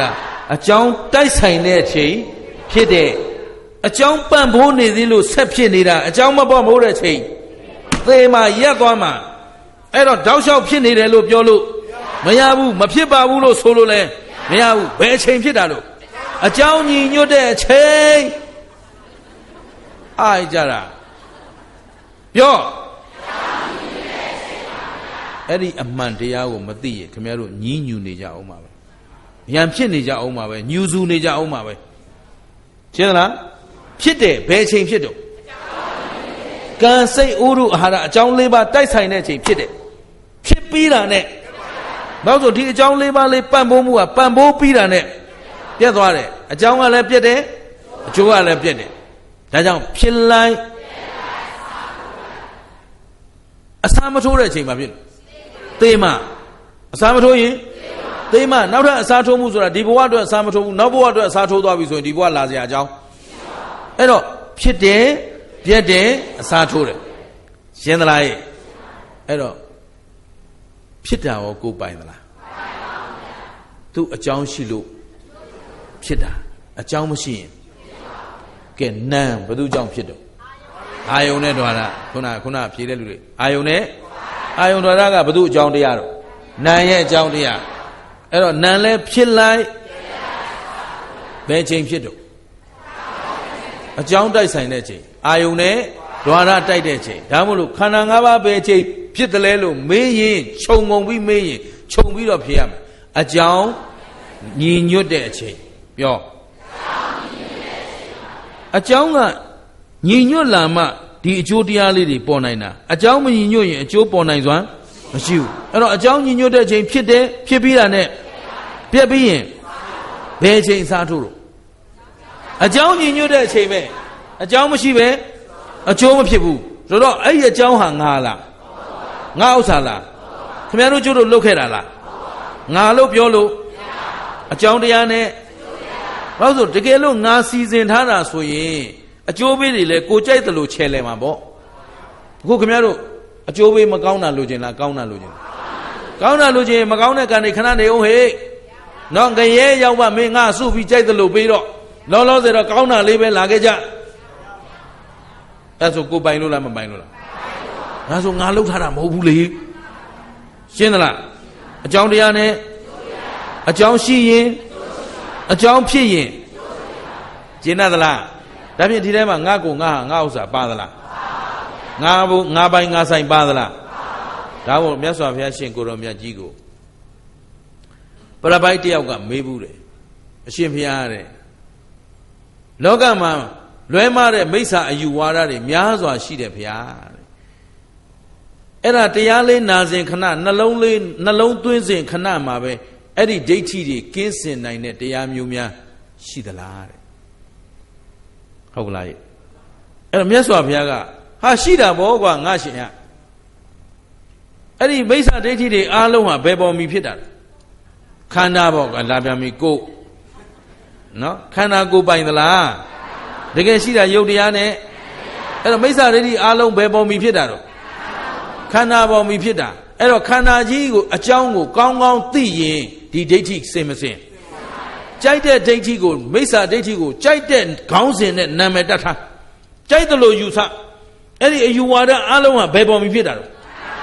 ဒီခန္ဓာကိုအရင်တည်ပြီးမှဖြစ်တာဘုရားသခင်ကဖန်ဆင်းတယ်ဆိုတာလေဒီခန္ဓာကြီးကိုမိပြီးဒီကောင်ကြီးဖန်ဆင်းတာလို့ယူဆထားတာရှင်းသလားအဲ့တော့ဒီခန္ဓာကိုယ်ရဲ့အရင်အမြစ်အကြောင်းကိုသိရင်အဲ့ဒီအယူဝါဒအားလုံးကလွတ်မြောက်နိုင်မလွတ်မြောက်နိုင်အဲ့တော့တရားနာစဉ်ခဏမှကိုလွတ်နိုင်မလွတ်နိုင်ဒါကြောင့်မလို့အခုရှိတာယုတ်တရားနဲ့အဲ့ဒီယုတ်နာနှစ်ပါးသည်ကိုပိုင်တဲ့တရားလားမပိုင်တဲ့တရားလားဒီထဲမှာငါကိုငါဟာငါဥစ္စာလို့ဆိုလို့ယုတ်နာဘယ်သူကြောင့်ဖြစ်လဲအကြောင်းတရားကြောင့်ဟောဒီအဝိဇ္ဇာသင်္ခါရဆိုတဲ့အကြောင်းတရားတွေမရှိဘူးလားအကြောင်းရှိလို့အဲ့တော့အကြောင်းဖြစ်ရင်အကြောင်းပြတ်တော့အကြောင်းဆိုတာလဲထောက်ပံ့ပေးရတာထောက်ပံ့ပြီးတာနဲ့ဘာဖြစ်တော့ပြတ်သွားတာ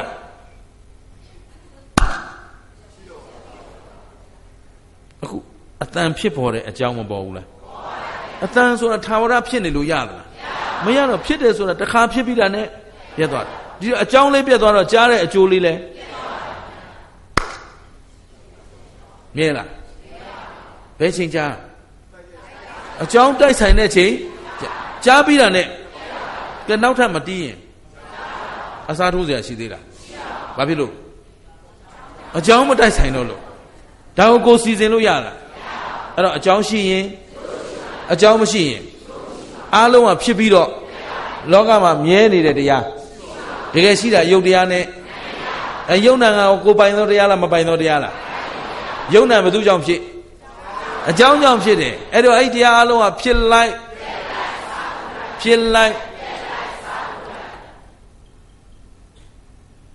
ဒီတော့တို့မေးမယ်တယောက်နဲ့တယောက်မုန်းလိုက်တာဆိုတာဖြစ်နေတာကိုမုန်းတာလားပြက်နေတာကိုမုန်းတာလားအစားထိုးတဲ့ဟာကိုမုန်းတာလားဘာကိုမုန်းကြမလဲမုန်းစရာရှိသေးလားကဲချစ်တယ်ဆိုတာကိုဖြစ်တာကိုချစ်တာလားပြက်သွားတာကိုချစ်တာလားအစားထိုးတာကိုချစ်တာလားဖြစ်တာချစ်ရင်လဲပြက်မှာဟုတ်ပြီနော်ပြက်တာချစ်ရင်လဲစားထိုးမှာချစ်စရာရောမုန်းစရာရောဒါဖြင့်မနာလိုစရာဝန်တိုစရာသဘောပါလားအသိဉာဏ်ကင်းမဲ့တဲ့အဝိဇ္ဇာဖုံးလွှမ်းတဲ့ပုဂ္ဂိုလ်တွေမို့လို့အဘိဇ္ဇာဒေါမနတတွေနဲ့တောကပရိဒေဝတွေဖြစ်နေတာတကယ်တော့ဘသူမှပူစရာလဲရှင်းသလားအကြောင်းတရားနဲ့အကြောင်းကောင်းရင်အကြောင်းမကောင်းရင်အကြောင်းစင်ကြယ်ရင်အရာအလုံးကဖြစ်ပြီးတော့အဲ့တော့ဒီထဲမှာဘာမှတတ်မဲ့စရာတန်းတစရာตาရမမောစရာပူဆွေးကိုကြွေးစရာနားလေသလားဒါဖြင့်နှလုံးသွင်းစဉ်ခဏမှာပဲချမ်းသာနိုင်မချမ်းသာနိုင်ဒါဖြင့်နောင်မှချမ်းသာမယ်တရားလားလက်ငင်းချမ်းသာတယ်တရားလားဒါဖြင့်သူ့ကိုစားတော့လဲချမ်းသာနေတယ်စတုမတုဟမ်စတုမတုလေးမျိုးကတော့အမတန်ချုံမြင်တဲ့အရာသာမရှိဘူးလားကဲတရားနှလုံးသွင်းနေတဲ့လူမှာပူလောင်စရာကြောင်းကြစရာ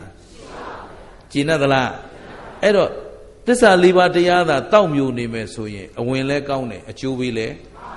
ဒီလိုတခါလဲတွဲပြောမှဖြစ်မှာတွဲမပြောရင်ခင်ဗျားတို့တုတ်ဆုပ်ဖြစ်နေဦးမှာအဲ့တော့စားတော့တောက်တော့လဲဘာဖြစ်တော့ကောင်းတယ်အကျိုးပေးတော့လဲယောဂမပြောက်ဘူးလားဒါဖြင့်ဒီဆေးတောက်တယ်မတောက်တဲ့ဒီဆေးတဲ့ကောင်းတဲ့တရားတော့ကျင့်သလားအဲ့တော့ဝိပဿနာအလုတ်သာလုပ်နေမယ်ဆိုရင်ပြစ္ဆုတ်ပံလဲတန်တရားလဲဒါဖြင့်အဲ့ဒီအလုတ်ဒီမိပွဲတဲ့မမိပွဲတဲ့စီးဘူးတဲ့မစီးဘူးတဲ့စီးဘူးတယ်ဆိုတာဝိပဿနာရဲ့အကြောင်းဂဂနနပိုင်နိုင်သိအောင်မလုပ်တော့စီးဘူးရမယ်လေ့လာရမယ်ယုတ်ကဘလို့နာကဘလို့ယုတ်သဘောဘလို့နာသဘောဘလို့သိဖို့လိုရမလို့ယုတ်အကြောင်းကဘလို့နာအကြောင်းကဘလို့ယုတ်နာသဘာဝကိုပိုင်နိုင်သိပြီဆိုရင်ခင်ဗျားတို့လွတ်မြောက်ခြင်းအေးခြင်းရနိုင်မရနိုင်အဲ့တော့စတုမရုဆေးကိုစားသလိုပဲအဝင်လဲကောင်းတယ်အကျိုးအောင်လုပ်ပြမယ်ခုနမဖြေတတ်လို့ဖြေပေးပြီတ ဒါမှမဖြေတတ်ရင်ကျုပ်ကတရားသိမ်းလို့မရဘူးဟမ်အဝင်လဲကောင်းတယ်အကျိုးပေးလဲကောင်းတယ်ဟုတ်မှဆေးကားကြီးတောက်တော့ဆိုဆေးကားကြီးဆိုတော့အခုအတိတ်ကနဲလို့မွဲနေကြတဲ့ပုဂ္ဂိုလ်တွေမရှိဘူးလားအဲ့ဒီပုဂ္ဂိုလ်တွေလည်းဝိပဿနာဆေးတောက်တော့ဝိပဿနာအလုပ်လုပ်တော့စင်စင်ရဲအလုပ်ကတော့ပင်မဆင်းရဲမှုတွေမရှိဘူးလားရှိပင်ရှိတော့အဝင်ဆိုးပေမဲ့လဲအကျိုးပေးရကောင်းနေတယ်ဆိုရင်ဒါတောက်သိရင်ကျင်တတ်သလားဒါဖြင့်မဆုံးမနစ်ကြိုးစားအားထုတ်ကြမယ်ဆိုရင်ကောင်းကျိုးချမ်းသာလိုရာပြည့်နိုင်မပြည့်နိုင်အဲ့တော့ကောင်းကျိုးချမ်းသာလိုရာပြည့်စည်နိုင်တဲ့တရားသည်ဘာတရားလဲဝိပဿနာတရားဘာတရားဝိပဿနာတရားသာသူတော်ကောင်းလို့လုပ်နေရင်ကောင်းကျိုးချမ်းသာရနိုင်မရနိုင်ယုံသလားအိုးဖြစ်ပြရှုနေတာစီးပွားဖြစ်ပါမလားဟမ်ဟိုမဖြစ်ပါဘူးလို့ထားအောင်ဖြစ်ပြတွေရှုနေတာစီးပွားဖြစ်ပါမလားဟိုစီးပွားကသူ့အကြောင်းနဲ့သူ့အကျိုးအခုပြစ္ဆုတ်ပံမှာစိတ်နှလုံးငြိမ်းအေးနေပြီဆိုကုသိုလ်တရားထွန်းကားနေတာနဲ့မြတ်ကုသိုလ်အကျိုးပေးရလားမလားမလားဘူးပူနေစရာအကြောင်းကဲဒါဖြင့်ထီပေါက်ဖို့တရားထိုင်မလားကြောက်အောင်ဖို့တရားထိုင်မလားသဘောပါသလားအဲ့တော့ငြိမ်းအေးအောင်တရားထိုင်နေရင်ကျန်တာတွေတောင်းတနေစရာဘလို့မတောင်းတတဲ့အချိန်လိုရာပြည့်ပြီရှင်းသလားအဲ့တော့ကောင်းကျိုးချမ်းသာလိုရာပြည့်စေကြောင်းတရားသည်တစ်ခုတည်းပဲရှိတယ်။ဘာတရားလဲဝိပဿနာအလုတ်ကလွဲပြီးတော့ချမ်းသာပြည့်စုံနိုင်တဲ့တရားမရှိရင်တတိထားဝရိယဆိုင်ပညာနဲ့ကြည့်ဘယ်သူကိုဘယ်သူကြည့်မယ်အဲ့တော့ကစုံလာပြီဗုဒ္ဓနေ့ဗုဒ္ဓရဲ့အဆုံးအမဩဝါဒကိုတကယ်ယုံကြည်မြတ်လို့နှစ်သက်ကြတယ်ဆိုရင်ဘယ်အလုတ်လုပ်ကြမလဲဝိပဿနာအလုတ်သာလုပ်ရင်ပြစ္ဆုတ်ပံလဲချမ်းသာမယ်တန်တရားလဲချမ်းသာနောင်ရေးပူစရာမလို့တော့ကောင်းကျိုးချမ်းသာလိုရာမှန်သမျှပြည့်နိုင်မပြည့်နိုင်ဝိပဿနာဖြစ်ပျက်ကလေးတစ်ချက်မြင်တဲ့ကုသိုလ်သည်တဲ့မဟာကုသိုလ်ခေါ်ပါတယ်ဟုတ်ပြီနော်အတတိတဒါနဆိုတဲ့ဘုရားတဆူမှာတစ်ကြိမ်သာလူနိုင်တဲ့အကြီးမားဆုံးအလူကြီးတဲ့ဝိပဿနာဖြစ်ပျက်မြင်တဲ့ဉာဏ်ကုသိုလ်ကပို့ပြီးတော့မြတ်တဲ့အတွက်အကောင်းဆုံးကုသိုလ်တွေလုပ်ထားရင်အကောင်းဆုံးအကျိုးပေးဆိုတာမျှော်စရာကျင့်တတ်သလားဒါဖြင့်သတိထားဘယ်သူကိုဘယ်သူကြည့်မလဲကိုယ်ကိုကြည့်ခန္ဓာဘယ်နှပါးဘယ်ချိန်ကြည့်ကြည့်မြဲတာတွေ့မလားမမြဲတာတွေ့မလားယုံနာခန္ဓာဘာသစ္စာသိတဲ့ဉာဏ်ကသေတာကနောက်ခန္ဓာမလာတာကသစ္စာဘယ်နှချက်ကြိုက်အေးကဲဆိုသစ္စာ၄ချက်တပြိုင်တည်းကြိုက်မှသာလျင်တန်တရားဝတ်တွင်းကလွတ်ကင်းနိုင်မှာဖြစ်တဲ့အတွက်မမေ့မလျော့မပေါ့ဆာသောတတိမလျှော့သောဇွဲလုံးလာဝရိယလက်ကင်ထားပြီးတော့ဒီဘဝဒီခန္ဓာမစွန့်ကြခင်ဒီတန်တရာကကျွတ်လွတ်ထွက်မြောက်နိုင်ရေးအတွက်ကောင်းကျိုးချမ်းသာလိုရာပြည့်စုံကြောင်းဝိပဿနာတရားကိုကြိုးစားပွားများကြလို့လေးစားစွာနဲ့တိုက်တွန်းရင်းဒီညဒီမြနဲ့ပဲနားကြစို့